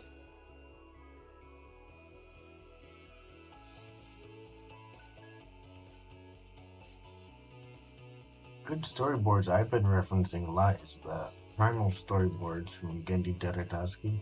Yeah, Kennedy. Yeah, he has really strong posing. Okay, Google, stop. I think Sakuga Bro has some stuff on it. Yeah. Oh, only has one shot. Jesus. And I know I've seen some really good animation on the show, so I'm kind of surprised there's only just like the one shot here. But you can see like the stuff I was showing off with the Robert Valley sort of approach to stuff is not too. This is like in the same. This is like the same kind of anime. This is the same type of animation that like Motor City has.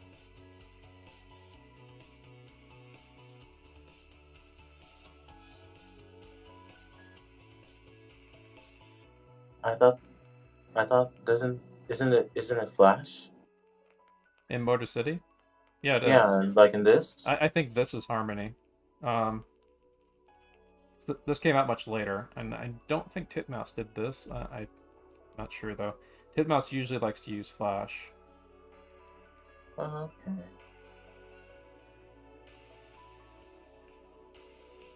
It's really nice. I'm kind of surprised this series doesn't have more content uploaded to Sakugaburu. I guess there's not as many fanboys for it or something. I don't know. It's always weird. Like there's a lot of good stuff that still hasn't been uploaded to Sakugaburu for some other things.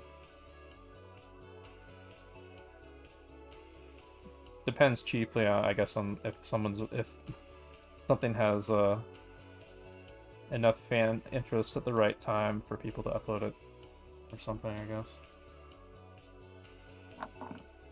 Unless there's something in the actual end credits giving it away, according to Wikipedia, it's done in-house by Disney Television Animation.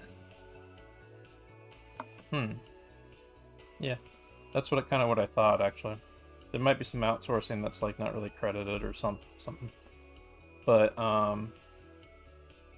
yeah, I'm pretty sure it's like. I'm pretty sure they use Toon Boom Harmony on it.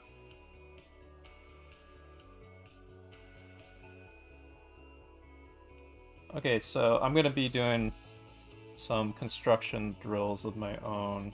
I'm gonna keep going with Hero here because I've got a good sheet with him going. So we're gonna start a new set.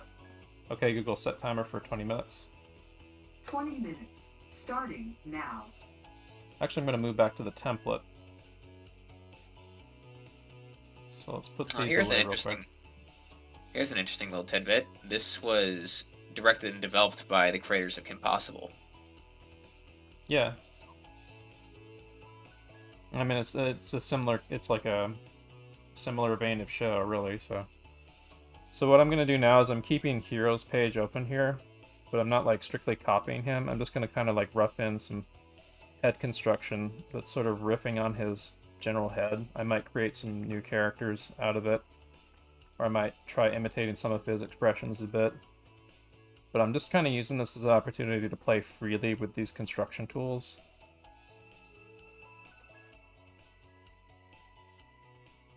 To create little kind of vignette portraits of heads, character heads and stuff.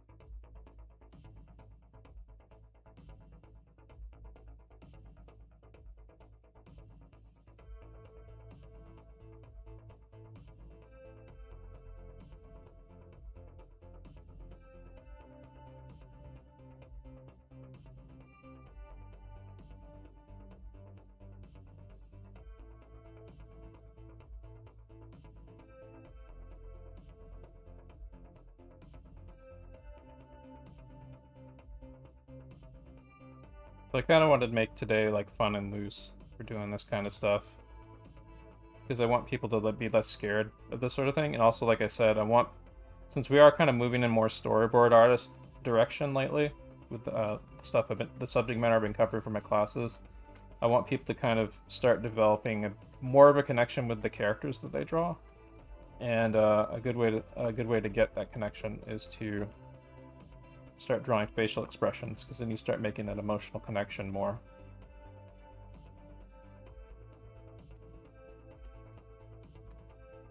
May I ask another question? Yes. For storyboards, they're often loose and gestural, like the ones you're drawing right now. Mm-hmm. And when it's very refined, that's because the storyboard revisionist went back in and cleaned it up. Yeah, usually. And oftentimes, like, the boards that you're seeing, even for feature productions, are like those are the cleaned up boards that they made presentable for like the general public.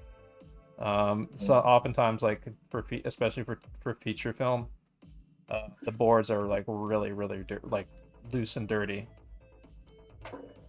Wow. Because all they're trying to do is they're just trying to convey the general idea, or like this. And get the point across. They're just trying to communicate the idea, and you don't need to over elaborate on the drawing. You don't need to over elaborate on the drawing if you're just trying to get that across. Like, there's like boards that are just like stick figure doodles and stuff. Wow. That, I mean, there's live action film directors that pretty much just make their own storyboards, and they're like just the loosest possible doodles that are by people that don't have an artistic background and stuff. Thank you for telling me this. But that doesn't mean be sloppy. Like the people in Disney and like professional storyboard artists, like when they do draw like really super crude and stuff, they still have like a background to draw from. So like if they do need to punch up that panel, they can. And they have the understanding of the information they're trying to convey too. The other thing is that TV boards, which is actually more the direction that we're moving in with what I'm going to be pushing people towards in these. TV boards tend to be way more tied down, because you have to be using the boards to use as a guideline for the animation. a lot of times, and like the guide, and often like a guide for the layout for the show to use in a lot of cases. TV boards generally have to be a lot less crude. Not always. Sometimes you will see like really crude stuff, and then like the actual storyboarding, I mean the actual like worked out drawings will happen during like the layout phase or something, but in general, TV boards tend to need to be more on model and much more tied down. But your initial pass when you're making your thumbnails and your roughs and so on can be really loose. You just go back and tie them down and punch them up and stuff later. I see. Thank you so much. Mm-hmm.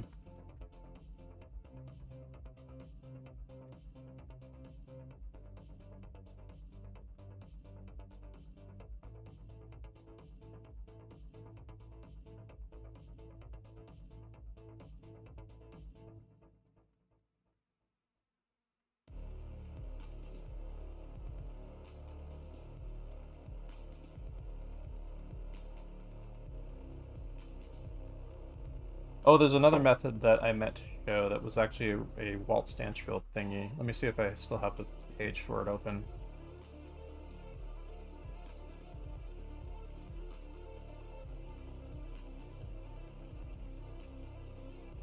I do not, but I can find it again. So Dave Pimentel, back in 2010, made this post on some Walt Stanchfield notes for like head figure quick sketch stuff, head quick sketch. Like this is actually a method from Walt Stanchfield things over like the double oval method of being able to build heads, where you use these two kind of ellipse shapes to sort of build a basic head.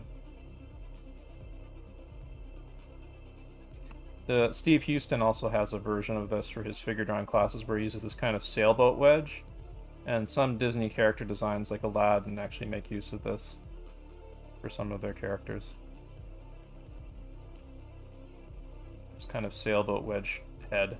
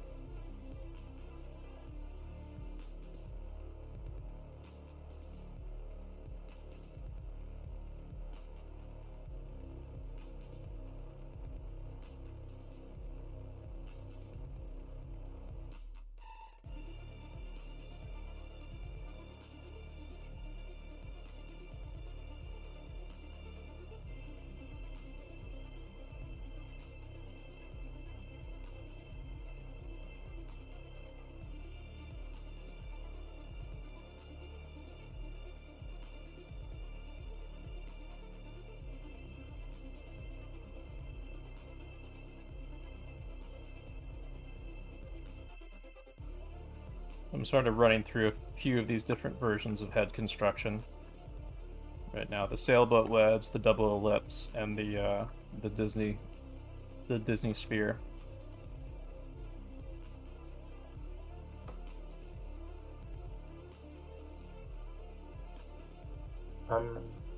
What's most if I can ask real quick, it's very important to just find what works for you, right? Yeah, it is, but there's bigger.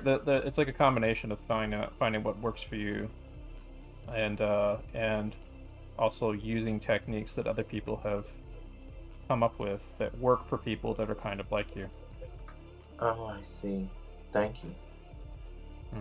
I mean, that's part of what the assembly line production of animated films meant that they had to come up with like systems of drawing so that like you could hand off a piece of art to another artist, and even if that artist has like different sensibilities and a different personal art style, like they still can follow like these rules of construction and so on to adapt. And fortunately, these tools are happen to be like really extremely versatile for like any kind of character you want to make and stuff. Like these tools actually adapt very well to anime too. Are very anime specific ways that they are modified, but the core of them kind of works about the same. And that's why you're seeing a lot more crossover between like animators that work in the Japanese animation industry also working on Western productions these days. Because there's a lot of crossover now happening with that. Or not this specifically, but I mean it comes down to just being a good draftsman, really. If you're a good draftsman, you can adapt to just about anything.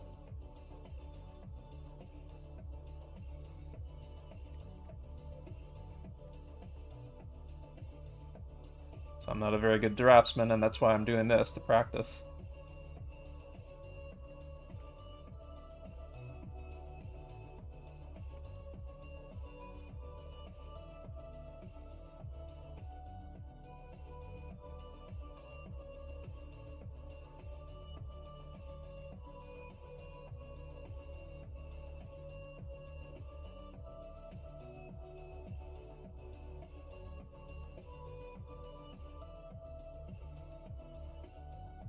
What's cool is when you get used to the technique and stuff, then you can start putting more personality and expressions into it. There's like a phase where you're going to have to really wrap your head around like the dimensionality of it.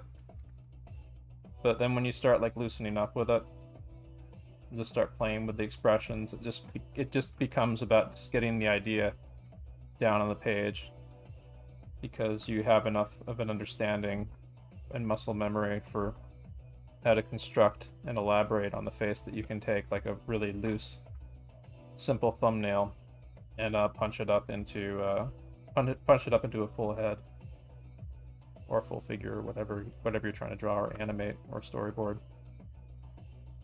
But that takes regular practice, like every day. So I'm going to be doing more of this tomorrow through my Discord, along with the warm-up stuff that we're going to be doing for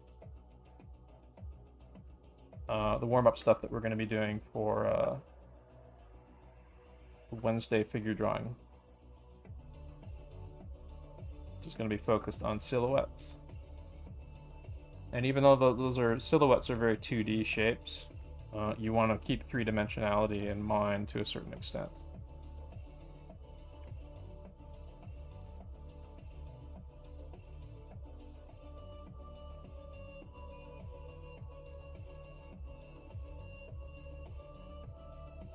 I want people to like kind of get like make thinking of the heads three-dimensionally second nature. Just from you should be able to like bust out a like pretty like plausible little head just from force of habit of doing the routine of like, you know, how the eye line wraps over the head, and how like the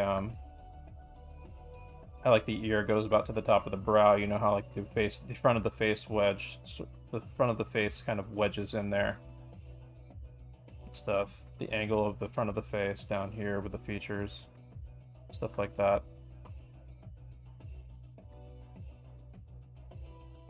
And you get there by just like continually practicing and doing observational studies like this a lot. And of course, you can't just like learn by observation. You have to have some input and some guideposts to help you on, and that's what stuff like Walt Stanchfield is for. So he goes over like a lot of the stuff that is like shorthand for me, because I've studied this stuff previously, so I have kind of like a head start on a lot of folks here. But there's no reason that you can't read the same information and stuff and learn it as well. So I would recommend picking up the Walt Stanchfield stuff when you can.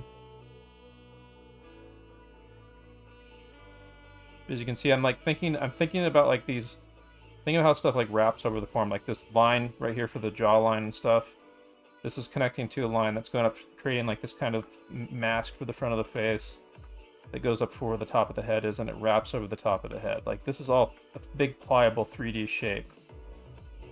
Like, if I wanted to make this character's head turn towards us, I could.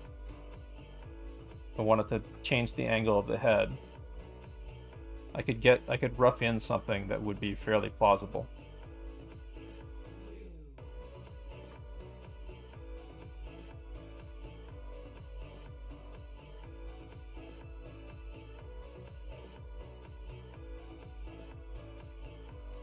Could drawing portraits from references collected from websites such as Pinterest help?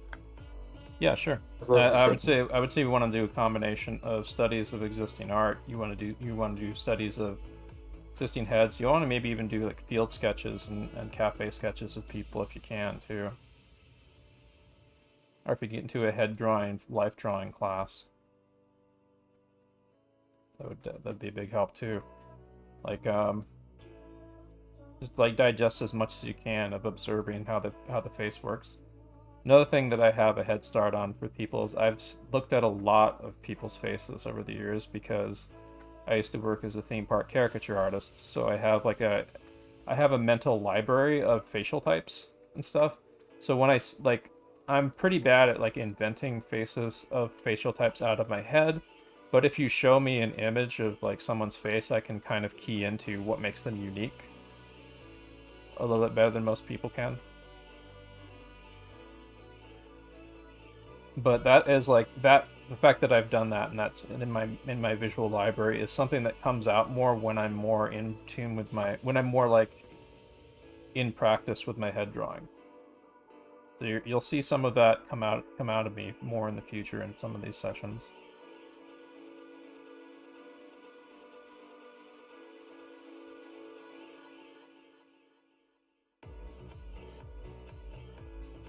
So I'm making a lot of mistakes here, like this guy right here, like you can really see how I messed up on him a bit. Like this area right here seems like really flat. But there's ways to fix that.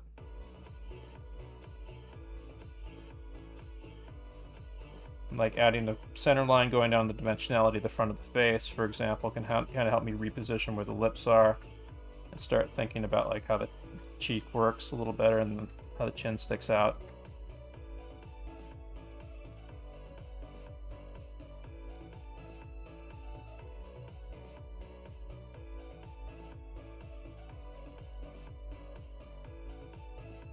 I always remember the surface of the face is a three-dimensional surface. Like check this out. Like coming down from the front of the skull, we have like this directional change from the top of the skull down the front of the face, down to about the brow. Then it curves. Then it goes inward right here, like over the top of the nose. Goes outward again, curves around over the front of the nose, goes inward under the nose. Comes outward over the top of the lip, goes inward in for above the lip, goes inward for the upper lip, goes outward for the bottom lip, goes inward again for like underneath the lip, that little kind of space under the chin. Kind of gets like flat here, like straight on flat. Goes outwards for the chin, and goes back inwards again. Kind of like that.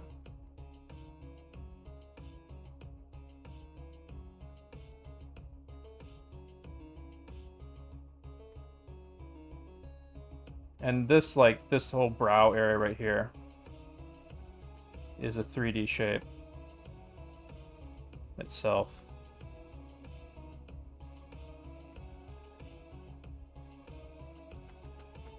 It's a 3D shape coming off the skull a little ways.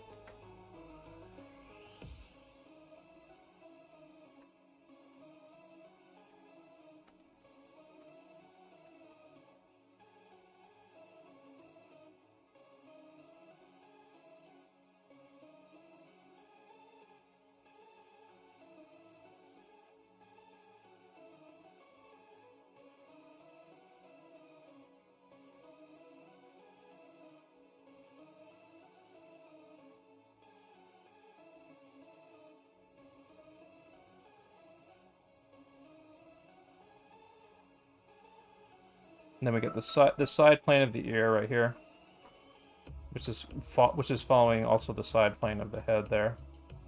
This is going this way versus this going this way, because this is like the front of the cube. It's going this way actually. If you think of the head in like side of a box, you have like side plane of the jaw down here.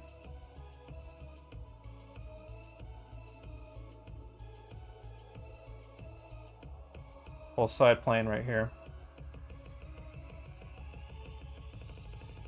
And then you got this like raccoon mask right here for the little brow and eye socket area right here.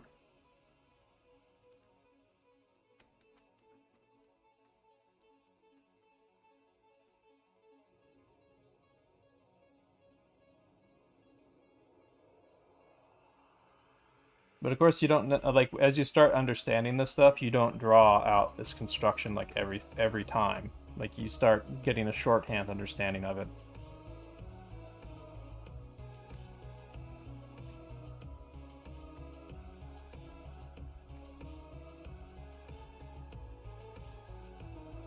Like for example, on this guy right here, for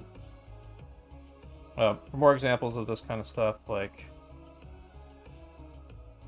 I was thinking of like the underplane of the nose when I was roughing in that little shape there.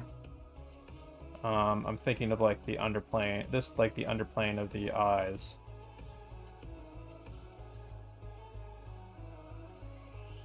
Right here.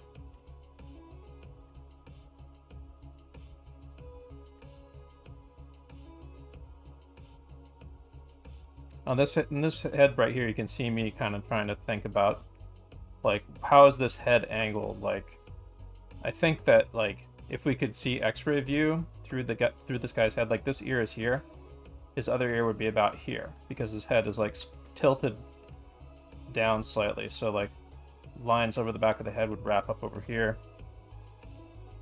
His head is turned a little bit away from us, I would say, I think. So we can see more of the back of his head here.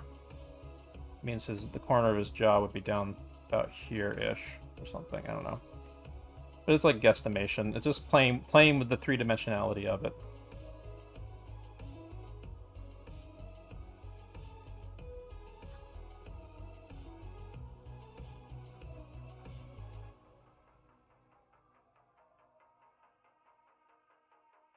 Okay, Google, set timer for 5 minutes. 5 minutes, and we're starting now. Did we just come out of a 20-minute set, or was that a 5-minute break? I've kind of lost track. I think it was a 20-minute set. Yeah.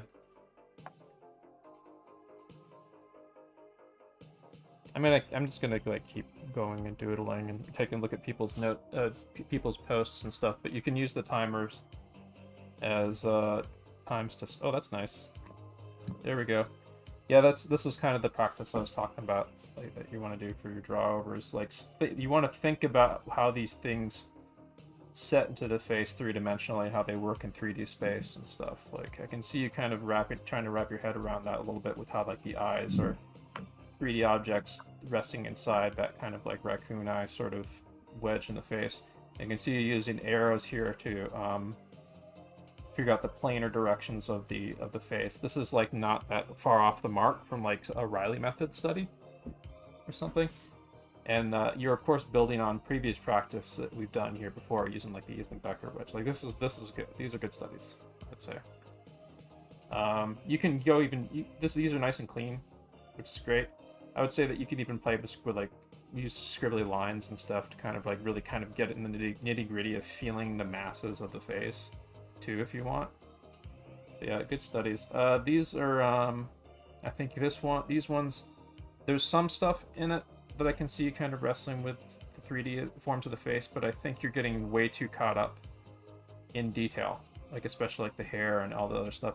Like you really, really want to establish that three-dimensional feel of the head sphere and how the eyes rest on the head sphere and stuff. And you want to get a good sense of like the side plane of the face and whatnot. Let's see. So ones are kind of hard to see because Yeah. So if you scroll down later on, you'll see a much fuller page. Okay. Like Manga Studio, when you try to copy and paste from there, it kind of resets all the lines to however it wants to. It doesn't grab the lower layers. So I have a better one down further. These ones are pretty these are cute and loose. This is someone who's kind of new, obviously new to this. I would say the best of these that I'm seeing here is probably this study, because this tries to keep things very, very simple, and it's just as simple as head sphere and stuff. So, and like I said, like the other note, the big thing I want people to take away from this is to think of the heads as three-dimensional objects. Like I see for this one, for this Pinocchio face, for example, like you didn't establish the three-dimensionality of the head sphere very well here, so this got kind of mushy and overly detailed. You do it a little better here, but it's still really mushy. You really want to establish a good solid head sphere and really, really confidently place where those eyes are on that little ellipse for the eye line, because you're going to be using that to measure what the other stuff you do with the face. This one's actually a little bit more successful, I would say, right here. That kind of does feel like the eyeline is wrapping over a head sphere. This is not too far off the mark from like what would be a plausible thumbnail drawing for like a storyboard or something. This one, like you can see it's kind of like you did kind of do a little bit of it here, but then like I don't get a sense of the side plane of the ear, and it gets kind of gushy and flat around here. You want to use this as an opportunity to construct and build, basically. Let's see. Let's turn to the side. If you can turn those the right way, I'd take a look at them. These ones, again, getting too far too quickly into too much detail without making more measured decisions. I think some of them are pretty okay as far as like starting to wrap your head around three-dimensionality a little bit, but be like this one right here, like if you're establishing good spheres with good eye lines and stuff, it doesn't matter if it's off model as long as you're kind of wrapping your head around that idea. There's more that could be done with this, like, but this isn't like, this is moving more in the direction of getting some value out of doing these. So some of these are more successful than others. Like some of them you kind of tried to start like the eyeline thing, but then you didn't really quite follow it as much as you should. And watch for the center line. Like these, like of these right here, I'd say like these ones are kind of, I think these are like the first ones you did. So this one is starting to look a little better because you actually did pay attention to the up tilt. Okay, Google, stop. And like you can see like the underplane of his nose, and I do get a sense that we're looking at the underside of his chin and stuff in there. So like even if it's off model, I'd say that that's a successful little thumbnail study. Just remember you're trying to get like the guts and the workings of how these things work. So just keep making observations and keep practicing, keep looking for the three-dimensionality of this stuff. This takes time to digest. Love to get through all of these, but we got to get back to drawing. Oh, some more stuff people have done. Just take a quick peek.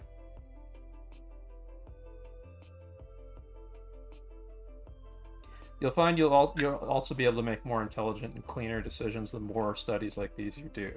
And if you do a bunch of these, a bunch of studies like these every day, like start trying to pull backwards. Like this one's getting way too complicated into detail way too quickly. Let me do a quick demo. Show you what I mean. But studies like these are an opportunity to kind of play with the guts of the thing you're trying to learn.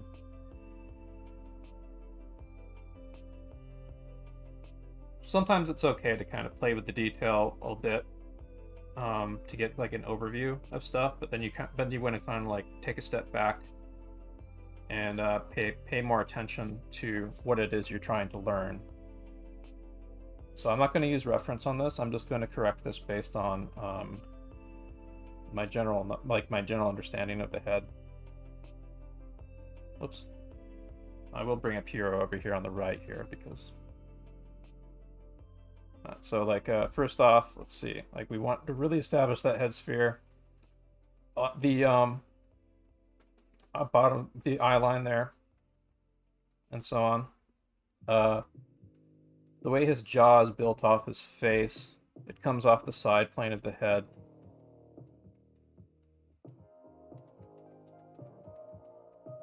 And you kind of have like, you kind of want to keep in mind like there's like a cylinder inside of his face, kind of where his teeth are.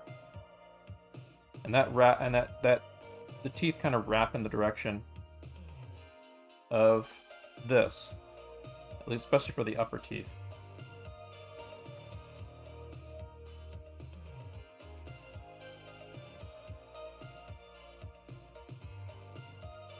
But then you can use like the Ethan Becker wedge for the face. Kind of further, kind of pull more 3D shapes out of the face, and then you keep in mind like how like the eyes generally kind of work inside the face, where they are just orbs resting inside of the fleshy crevice there.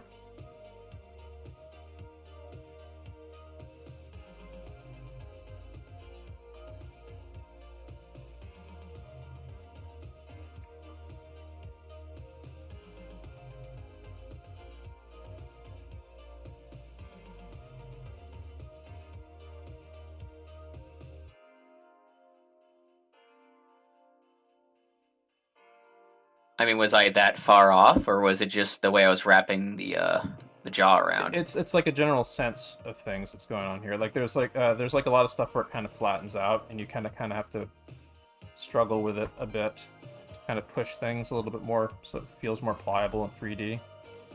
Need more wrapping lines, for sure. I would say, kind of help you think in those terms.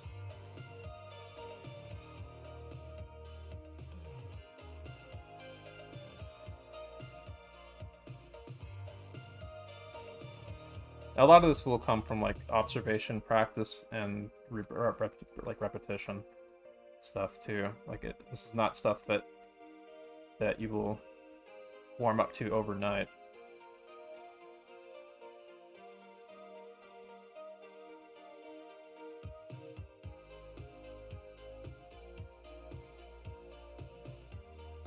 I noticed you have a lot of lines. Is that okay? Because it's okay for animators, definitely. You'll see a lot of hairy lines drawn by animators. Like there's a difference between like making hairy lines that are like lacking in confidence versus like lines that are used to kind of find like the sculpting sort of range of a gesture. Animators in particular will use a lot of very sketchy, quick lines and stuff. That's not a sign of confidence. That is a functional tool for animators to be able to kind of feel motion and feel like the range of a gesture and expression.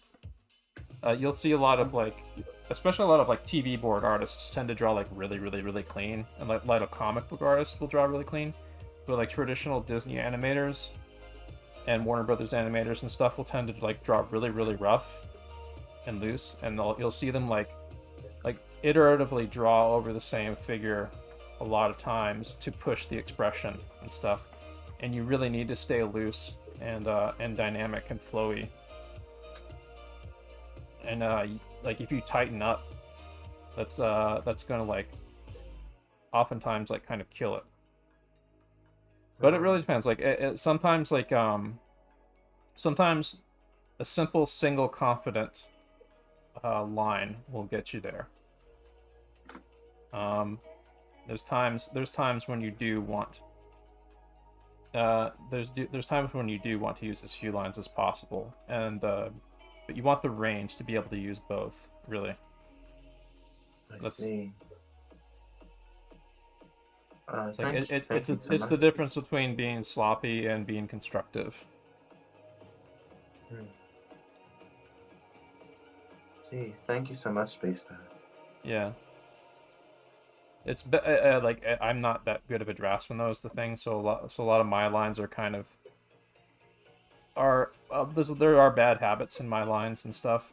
I would say that you should look to like animators that have kind of who have kind of a similar sensibility to me, but who are way better developed master artists. Like Glenn Keane is a similar sensibility to me in that he's like a very sketchy, intuitive draftsman. But it's like his rough animation is like really loose and sketchy and stuff, but it's like so expressive. Like, let's see here. I'm like shitty Glenn Keane, basically.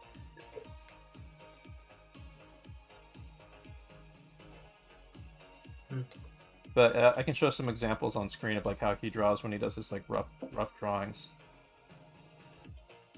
Ooh, I think I just saw a breakdown of Ariel. Yeah. I'm putting some of them on screen, but you can see like they're really rough. There's a lot of other animators that draw like this too, but you'll see some animators draw way cleaner than he does. Does Glenn Keane actually have an art book, or is it under Disney Lock and Key in terms of like his concept specific art? to him? Well, yeah, like of artwork he's actually done. I don't know, but I specifically like a lot. His work just appears a lot in a lot of Disney art books. And there's a lot of Disney art books that have published stuff with his drawings in it. But like, look at like how loose this is, for example. Even though there's kind of crunchy artifacting because I zoomed down on this, but you can see like this is really like loose. But then it's loose, but then he defines it. Like he goes back in and he takes like those loose, expressive acting qualities and defines it better. Yeah, here, check this out. I think this one, yeah.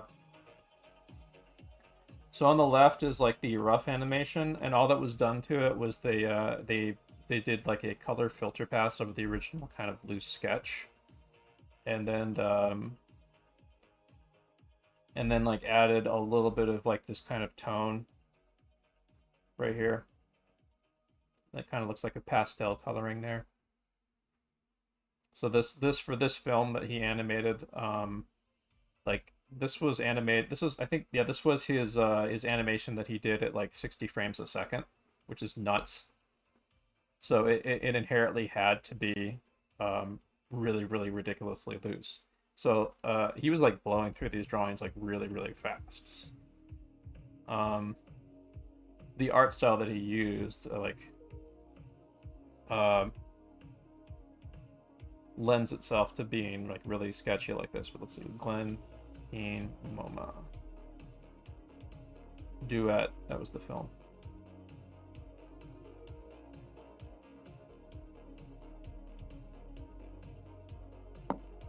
Yeah, if this is the hang on. 60, yes, I think it was a 60 FPS film. You're not gonna get copyright boinked for this, are you? Probably not.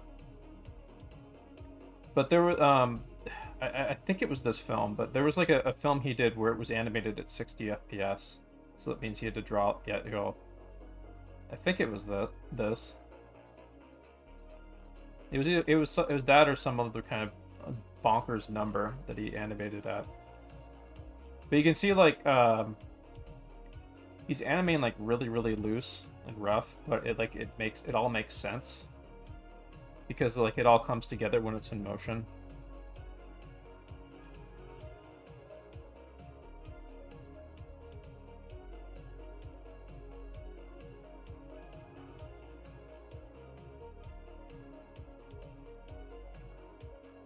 And so that's the strength of like working rough and loosely, and like productive scribbling.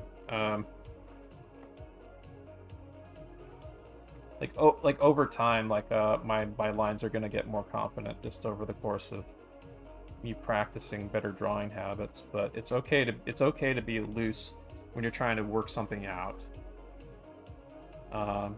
And by necessity, animators kind of have to work like loosely and scribbly and flowy and stuff. But you don't want chicken scratches. You want like lines that are kind of searching. You want to search for what you're trying to get gesturally and looking for the feeling and kind of sculpting and stuff.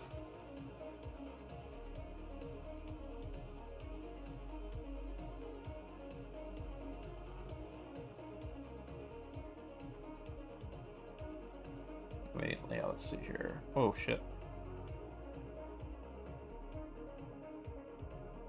Put this into its own folder.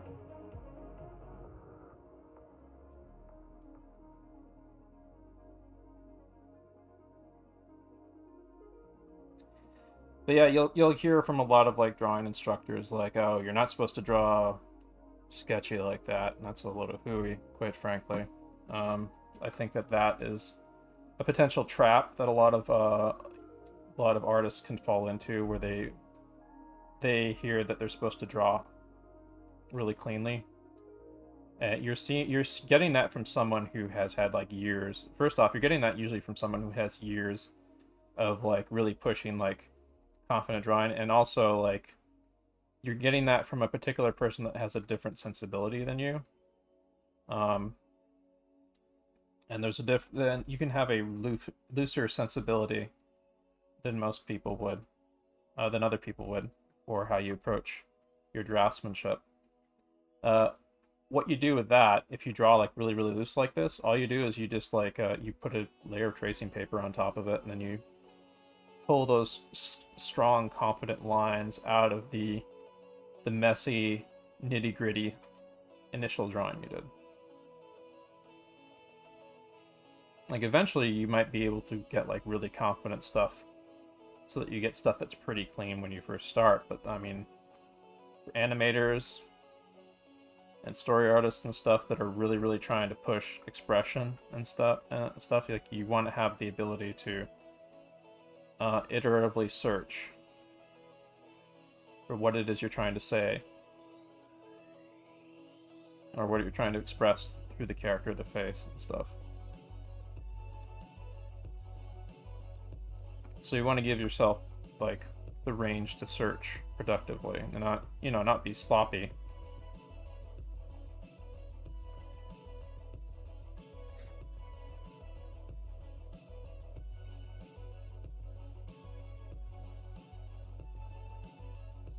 But roughing in something has its purpose, and so does like iteratively like pushing something.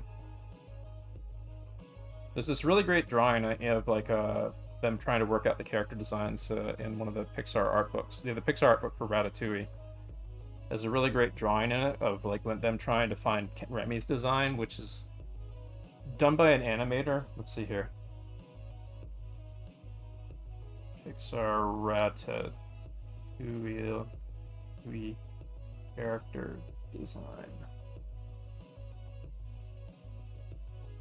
Let's see if we can find the image here. It's going to be somewhere in here, sure. But you can see like even the character design for this, you can see a lot of really rough, loose lines. But you can see like they started kind of like lighter, and they may have even rubbed down stuff with eraser, and then then the artist like built more confident lines defining the character more in the sketch. Let's see if I can. There's one particular drawing of Remy that I want to see if I can find that might be in here. I think it's actually by yeah, here it is. There's other drawings like this too. Oh, here's another one. Oh yeah, there's a lot of them here actually. Yeah, these are some of the drawings I was talking about. Like, look at this. Look at like just how much searching this artist did to try to figure out and define the pose for Remy. Like that's like a tremendous amount of searching and like testing and trying and stuff with like the red pencil, where they kept like rubbing it down. You can see like how they like scarred the paper a little bit, and eventually they took like they took a pen and they took a pencil and a pen, like a Prismacolor pencil and like And it starts looking like a horror film with the amount of red that's scratched into the paper right now. I mean, look at this one. This drawing in particular right here. Does it? It's like productively searching like this. This is how you can find. This is how you can find an expression or a pose or personality in something. It's okay to do this. Wow. I don't get a horror sense from these pictures. He just thinks it looks kind of like bloody or something, or like a horror, like a you know, like some of that horror art, that horror comic art or something that kind of looks like really rough art drawing or something, kind of in this vein, I guess. Let's see. But it, like, look at how push that is for like how much iteration that artist did on that. Like, that comes out of like treating your drawing space, treating a 2D drawing surface like a clay sculptor's model stand, where you're just iterating on the sculpture, tearing off pieces and stuff. Or a painter, for that matter. Like, you start thinking of what you're drawing as being a pliable 3D thing that you can tug and push and pull around and play with. And I have no doubt that this artist, like, what if they want to do like a quick, clean drawing, can. But in the course of trying to get a good a strong expression or search for the character here, they didn't like this is like dozens and dozens and dozens of drawings built into one drawing, basically, where they were doing that searching. And it's okay to do that. I hope they didn't get frustrated. What, him? Oh yeah, the artist of this. Well, of course he frustrated himself.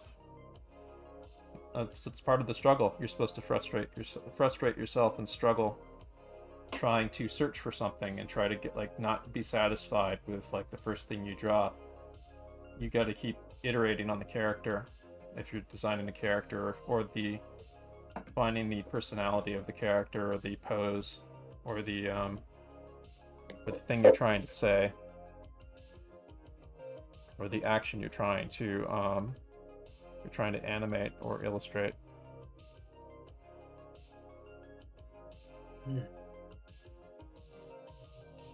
Like, don't be satisfied with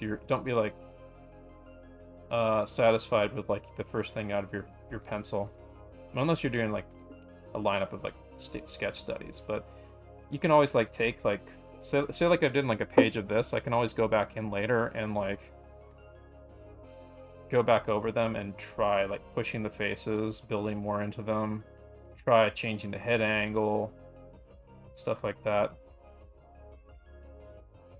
I'm gonna hopefully try to see if I can turn more people on to pushing themselves like that.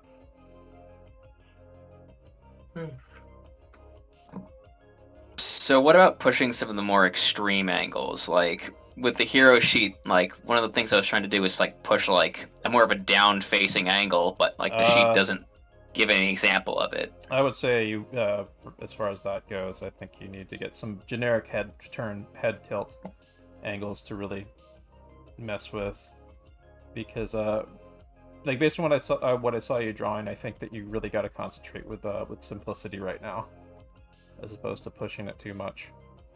It's not to say you can't play with it, but you kind of need to wrap your head around the basic 3D stuff before you can really push the extreme stuff.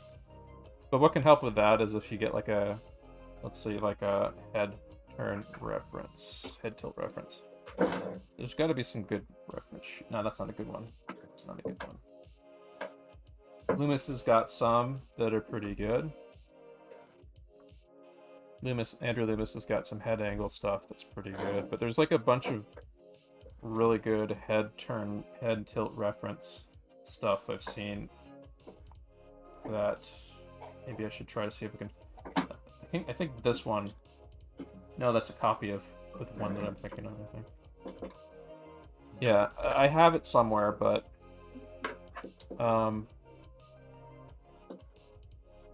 If you can get a sheet, or you can use like a 3D model, like on Sketchfab or something, to find the head angles that you're looking for, you should probably use that, I would say. But I mean, like, there is value in just like trying to go for it, and like if it looks wrong, then try to figure out why it looks wrong.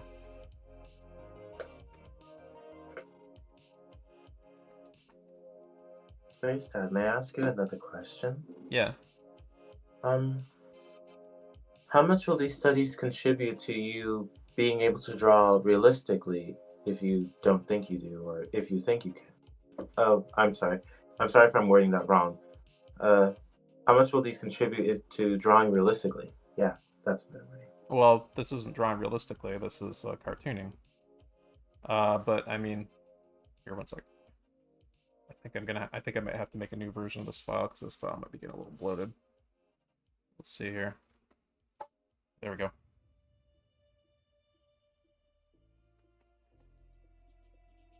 But I wouldn't.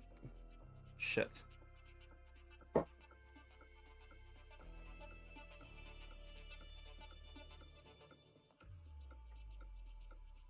One sec.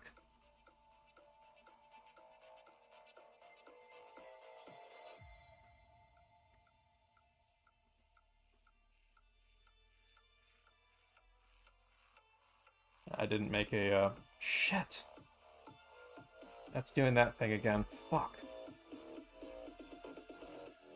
Duplicate, clip.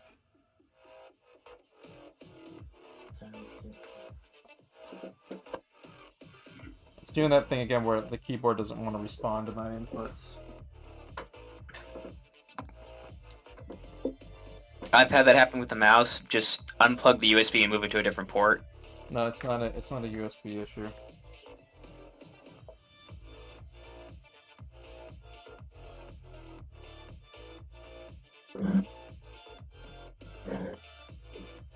Like the Bluetooth just suddenly decides not to work. Let me see here. Maybe it'll do this.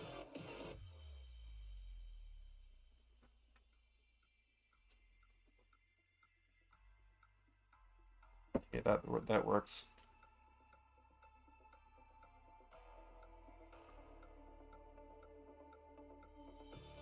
I think it's something to do with like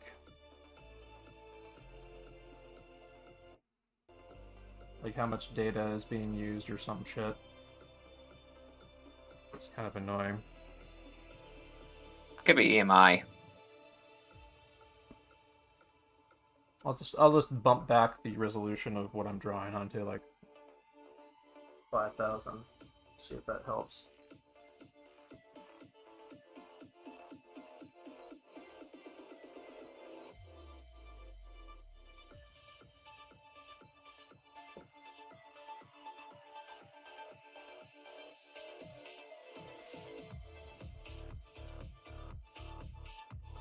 So tomorrow, we'll be going over some. I think for tomorrow we'll go over some of the Walt Stanchfield stuff, and we'll also go over the silhouette stuff for Alex Wu. But I kind of want to continue what we did today on the head drawing tomorrow. We'll keep at this for like another half hour or so. Anyway, where was I, real quick? With what I was trying to say before I got interrupted by the keyboard deciding not to work. Keyboard's still not working.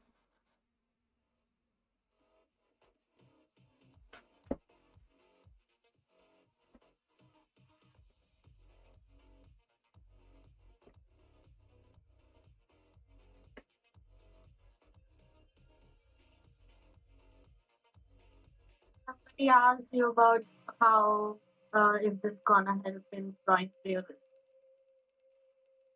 Oh, for realistic drawing. Yeah, I'll get to that in a second. So, oops. Give me a second here.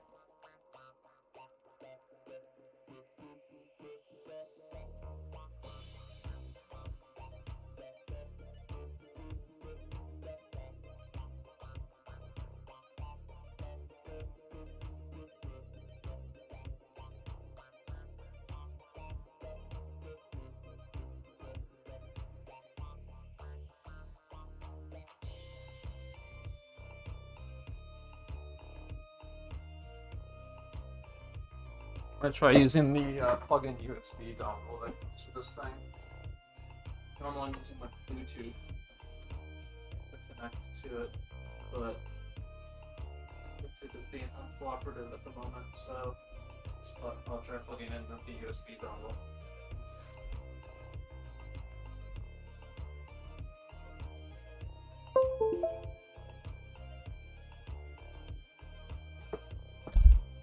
Still blinking. It might be like a low battery thing or some shit. I don't know.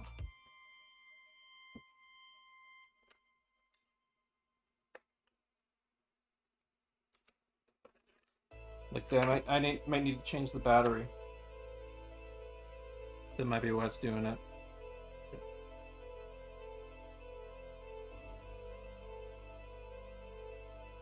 Well,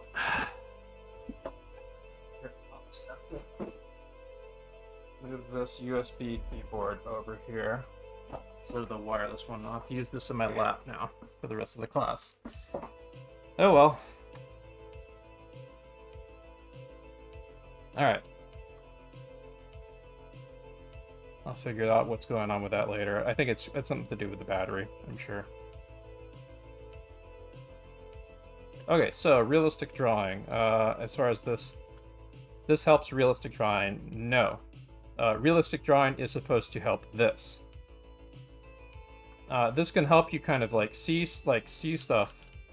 It's like see abstract shapes in more realistic head drawing and stuff. But I mean, this at its core is supposed to be based on studies in more realistic drawing.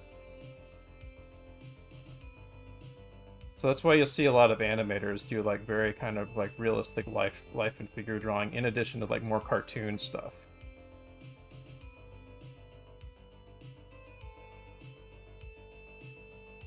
Because then you have the anchoring of reality that you translate into kind of a cartoon approach to things.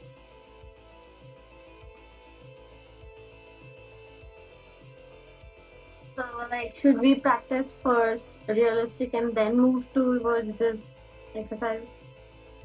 Yeah, I would say that like you want to make realistic practice a big thing too. But it helps. But like studying this will help you kind of understand where what you're doing is going. Because like this stuff is still like based on like observations of how people work and how like faces work and stuff.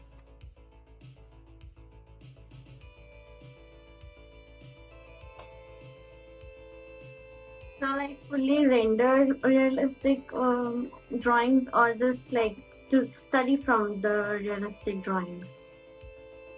Well, you study from the realistic drawings, or you try to make them yourself too. Like the best animators are a lot of times people who are really great draftsmen and who can do realistic stuff pretty reasonably well. Best 2D animators, I mean, 3D animators. Drawing is not really necessary for 3D animation, but having a understanding of realistic faces and realistic action and faces and body mechanics and stuff definitely does help even 3D animators who don't draw. So they do it in their own way. There's a version of a life drawing, like 3D animators who don't have any drawing background.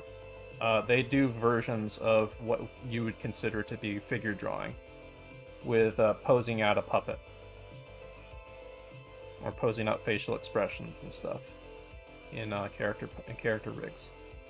They make observations and reference and stuff from reality that they translate into an animated character, even for 3D.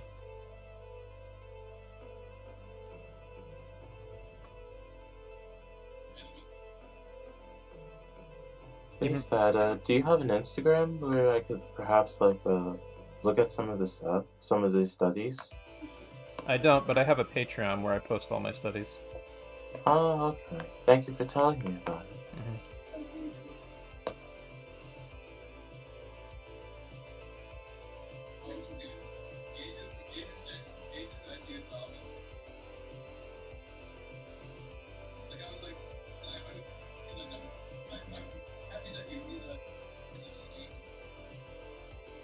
You can see like some of these heads are really crummy. Like this gets really flat in here. This one I'm starting to get a little bit more warmed up to the technique a bit more. This one's looking a little better, even though there's still some problems going with it. But I mean, it's what you're supposed to do when you practice like this. You just kind of iterate and warm yourself up more and more. And we'll be doing some more of this tomorrow in my Discord instead of on Twitch. So, usually our practice sessions happen around the same time as my class sessions, like 5:30 p.m. But but depending on how much energy I have earlier in the day, like sometimes I'll come in like way earlier. One of the things that I'm going to be doing this week is cinematic studies, and I'm going to be trying to combine a little bit of this with some of the cinematic studies. So I'll get a little bit of head and figure practice, like getting using all the parts of the buffalo to get like a full artist meal, basically. When I do my like storyboard breakdowns, like practice some storyboard draftsmanship while I'm doing cinematic studies of existing films. Get a little bit of head drawing in there too, from the characters in the film.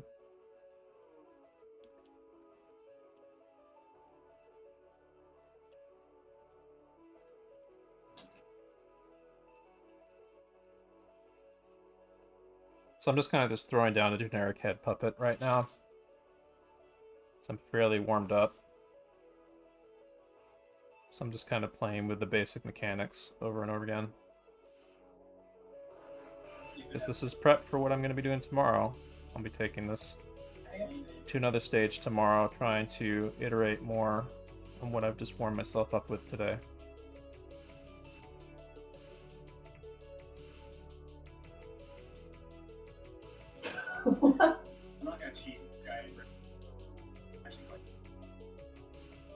Wait, I hear sorting board. Does that mean Monster Hunter? No.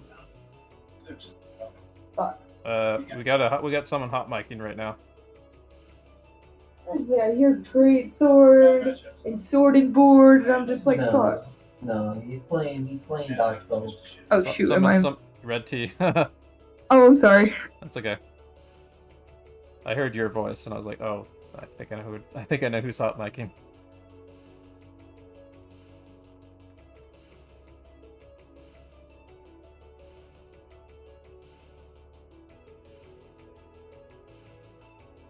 Sorry, dude. It's no problem. Had to have a nice turnout today. We're pretty consistently like close to around 30 people in here, which is good. And remember, if you like the stream, you can always support it with a Twitch sub or a Twitch Prime sub. You can also sign up on my Patreon, or you can do direct donations on Ko-fi. I'll do a quick little plug of the donation. Donate. Oh, here we go. Donate. There it is. Now there's a little blurb on my Twitch channel about where you can donate. And if you are new here and you don't know what the fuck this is, I am a professional animator who was sick during 2019 and from 2020 to now, I've been working to re-enter the industry by doing basically group study sessions like this online, either through Discord or through Twitch.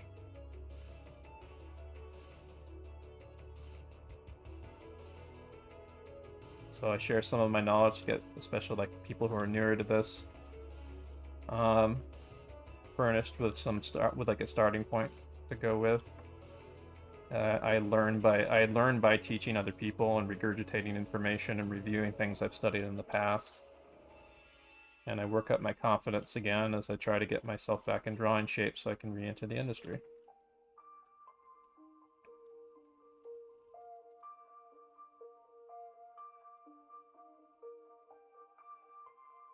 And for the last couple weeks, we've been concentrating mainly on storyboarding stuff. So we're going to be doing some more of that tomorrow with some storyboarding studies, cinematic studies, in addition to prepping for Wednesday, which will be a class on silhouette gesture drawings.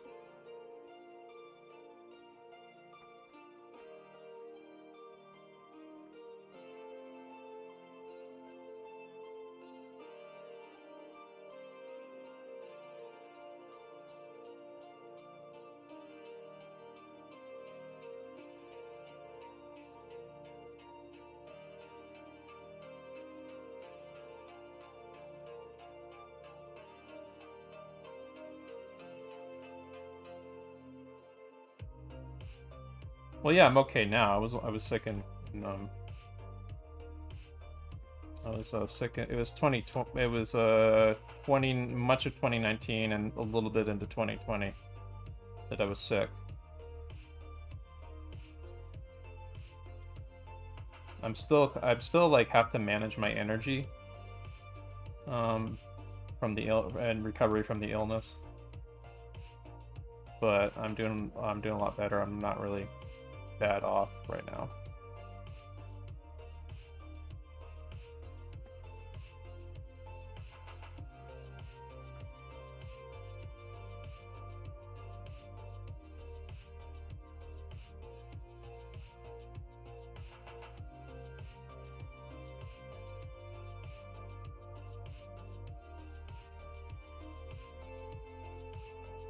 What time is it?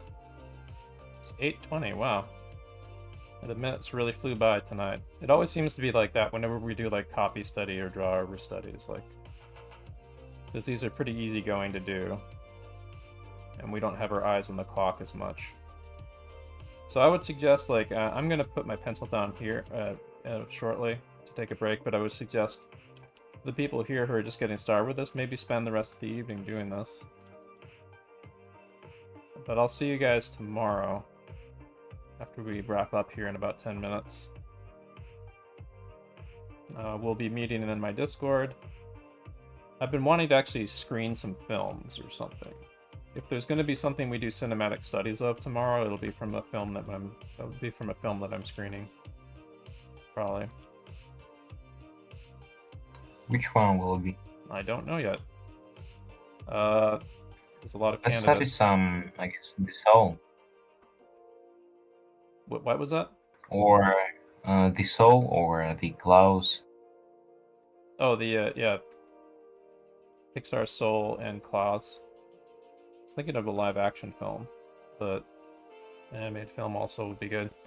I actually want to do more screening of stuff in general, really.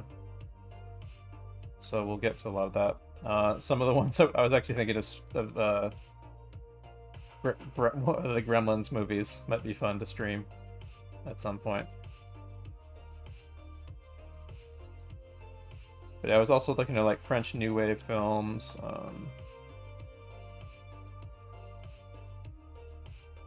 And some anime, maybe some Studio Ghibli movies. I'll think of something that'd be interesting to stream.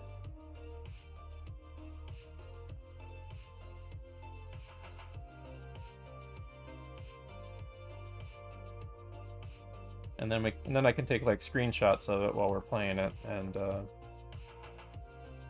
do cinematic studies of it. Either I'll stream the film or I'll stream making ofs of it, of the thing. Like, it really depends. Like, it depends on what we're going to be chilling and doing. We'll figure it out. Whatever feels pretty good to do in the rhythm of whatever practice we're going to be doing tomorrow.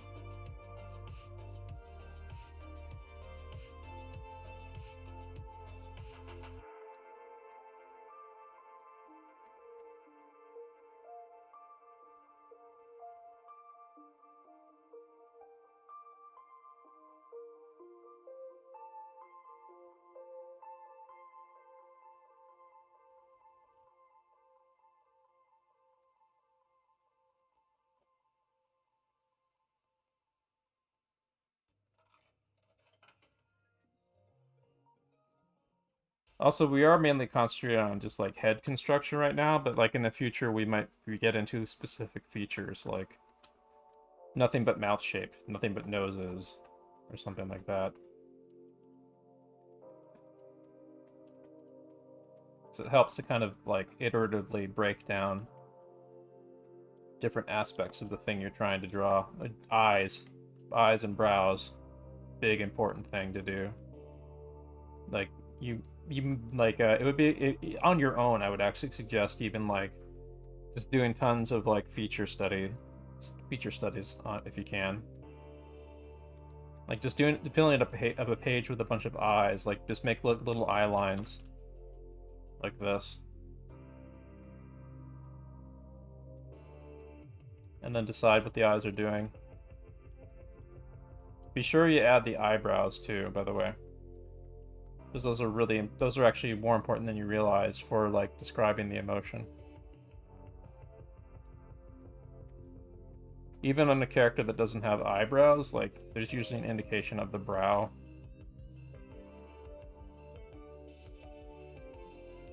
So you notice like the same eye shape can change its meaning entirely if the brow is in a different position. Like these are pretty close to the eyes up there, but then you change the eye line to like that.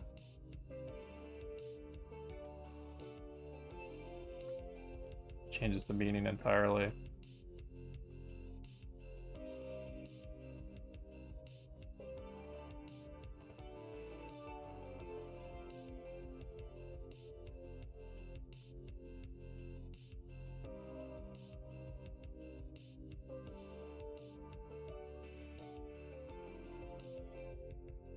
I'm gonna definitely need to do some on mouth shapes, because like my mouths are looking pretty stiff. My mouths and my jaws are looking pretty stiff right now.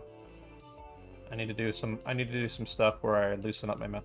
Like I need to get a hand mirror to really do these right. Because you basically need to become an actor when you're doing animation or storyboarding. So having a hand mirror for expressions is essential. So I'm gonna maybe get one of those for tomorrow for me.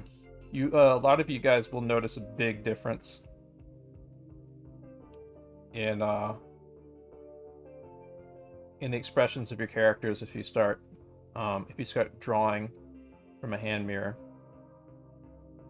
trying to do the expression that they do.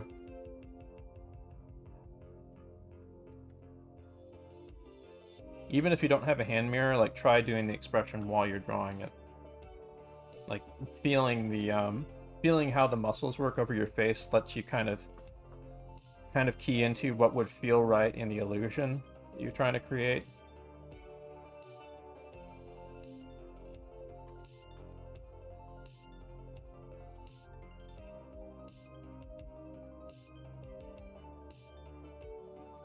Of really like making it like an expression that is something that you can emphasize with like the squish of the face when the muscles are compressing, muscles in the skin.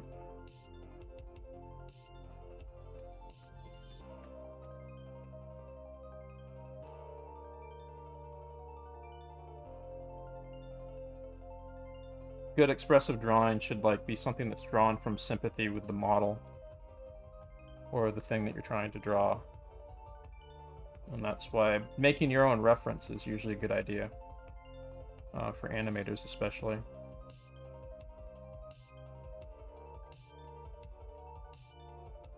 Like shooting your own, shooting video of yourself or your friends performing like something that you're going to animate or illustrate.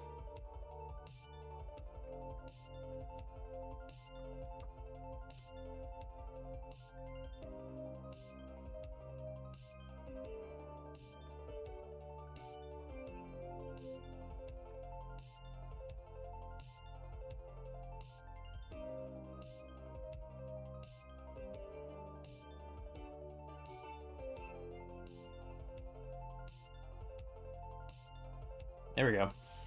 So basically, what we got today is a bunch of warm-ups, essentially, for more defined head drawing we're going to be doing, and also like just like loosening up for like using these guys, using like shorthand heads for storyboarding or for rough animation.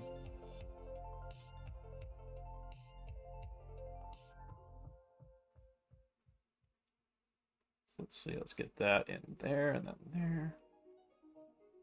So I think we're pretty good right now. Let's put that in there.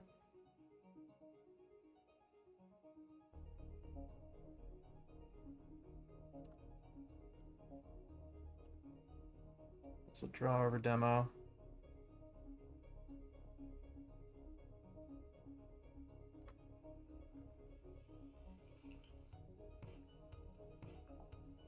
There we go, and you can see the progression of like how like stiff and kind of ill-defined these images are versus like further along in the session. These feel a lot more expressive and a little bit more confident.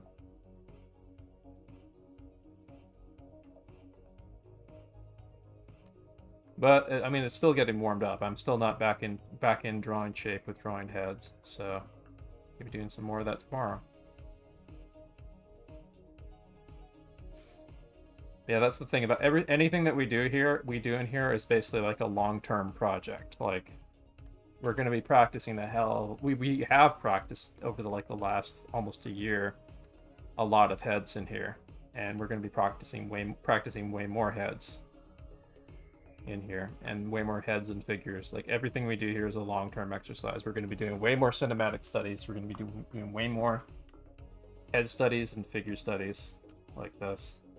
Everything you see here that we've been doing is a long-term prospect. So there'll be lots and lots of time to keep doing studies like these over and over again to get our chops up. And so I want to encourage everyone here to do this kind of stuff on your own. You keep trying to build on it. As I leave, I'm going to point you guys again in the direction of the books I recommend to check out. So Walt Stanchfield's books on that I've got on screen right now.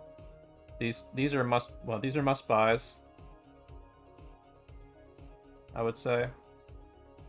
And they are great manuals of what, but they are not something you would want to use by itself. They are something that you would use in conjunction with other figure drawing manuals, and maybe if you're taking a animation-oriented figure drawing class that of an instructor that is teaching and using this as part of the syllabus. So other stuff, Preston Blair's cartoon animation book right here. It has stuff on construction, but also have stuff on like general animation principles and stuff in it too. Animated Survival Kit by Richard Williams.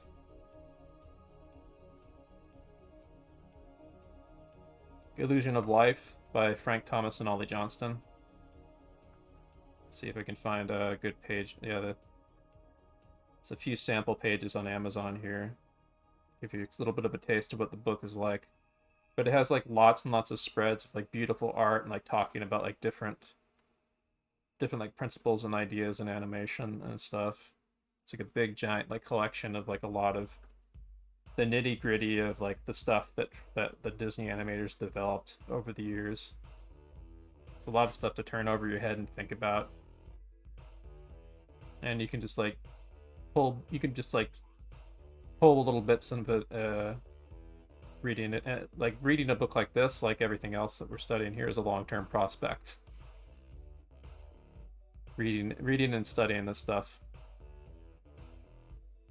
Let's see what else. As far as figure drawing goes, I haven't been able to find the Vilfu drawing manual for its regular like in-print price, but we've been using this thing a lot. We've been using the Vilfu drawing manual a lot. Drawing manual. You can normally find it on his website.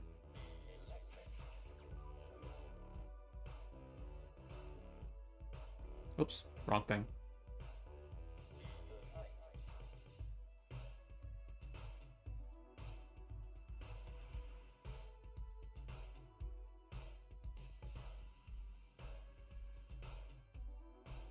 Well, those are classes. Those don't have the drawing manual. That sucks. Oh well. But yeah, I do recommend that. But yeah, if you want, but like the Walt Stanchfield stuff, this stuff in particular, there's like a lot of really gold information in there. Let me see if we can find some of the sample pages on Amazon to show you what I'm talking about. But we'll be going over like the stuff in these books tomorrow. Some. Here, check this out. Like these are like check out this breakdown page right here of like animation of Tigger right here. Here's an example of the observations that might be made by flipping and studying just these two drawings. By shifting your eyes from one drawing to the other, you can see things happening. Watch the negative shapes change also. So you can do that on screen right now. But you can see all these notes that he's made. Top head is used as a spear tip to accent the direction of the thrust. Note the simplicity of the line of action. The flesh continues to overlap. Continues down overlap as body springs off, showing the weight and the pull off of gravity down there. Elbow bent in anticipation for the push off. Legs stretched for contact. Hind legs coil down in anticipation for push off, squash, and so on and so on. Note the shape of the rump. From in 6, it's all stretched out to squash. Yeah, stuff like that. And look at that, like he points out, like there's still a knowledge, like even though this is like a really simple cartoon drawing, there's still an understanding of like how like a tiger's actual arm would work.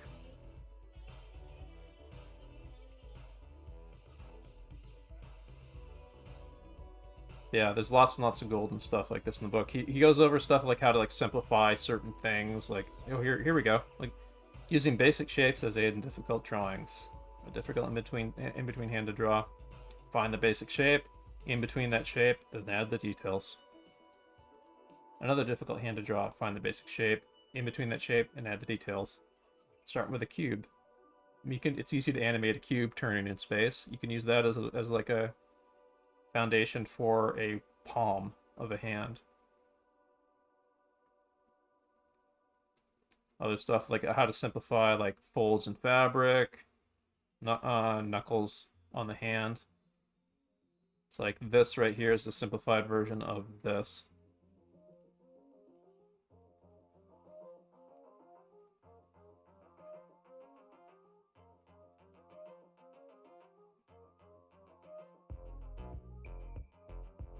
But yeah, Walt Stansfield's book is fantastic. It shows you how like to physically apply a lot of the figure drawing stuff into like, you know, animation and cartooning and stuff. Oh yeah, the eyes stuff here. Like this is the stuff that I have in mind when I'm thinking about the eyes. Like the eye is not just a round circle, it has a top lid at the side, temple, bottom cheek, bunch of yeah. See, it's like it's a round thing. It's like an orbit sitting inside of like flesh that's over the top of it for the eyelid, and it sits inside of these. It has like a range to it from the eye. Like that Ethan Becker wedge that we have, that is using a little bit of kind of this, a bit, for creating the range of the eye, like the space from the eye socket to the eyelid to the eyebrow. The range of the brow expression.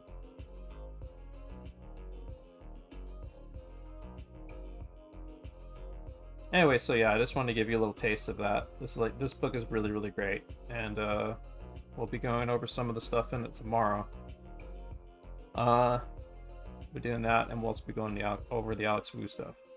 So yeah, thank you all for coming. Let's see here if I can. Gonna make sure I save this in a nicely organized folder for myself before we call it a night.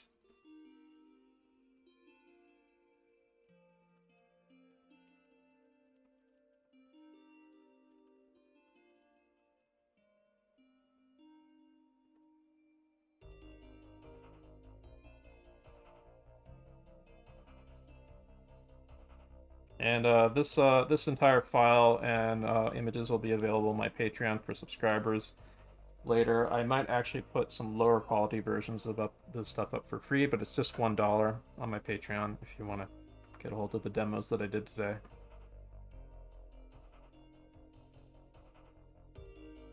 Make sure to save this.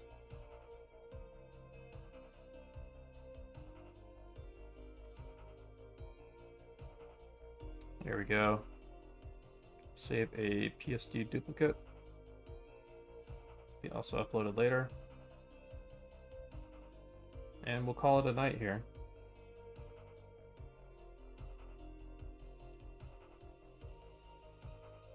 So I hope y'all got something out of that tonight. I do like doing these, like we're going to be going back to timed figure poses on Wednesday. But tomorrow we'll have another opportunity in the Discord to practice some more of this at our own pace. And I do like doing these sessions where it's kind of practice at your own pace, and then I get to kind of freestyle and riff notes and demos and stuff like this, which is kind of fun, and it makes things less stressful to mix things up every now and then.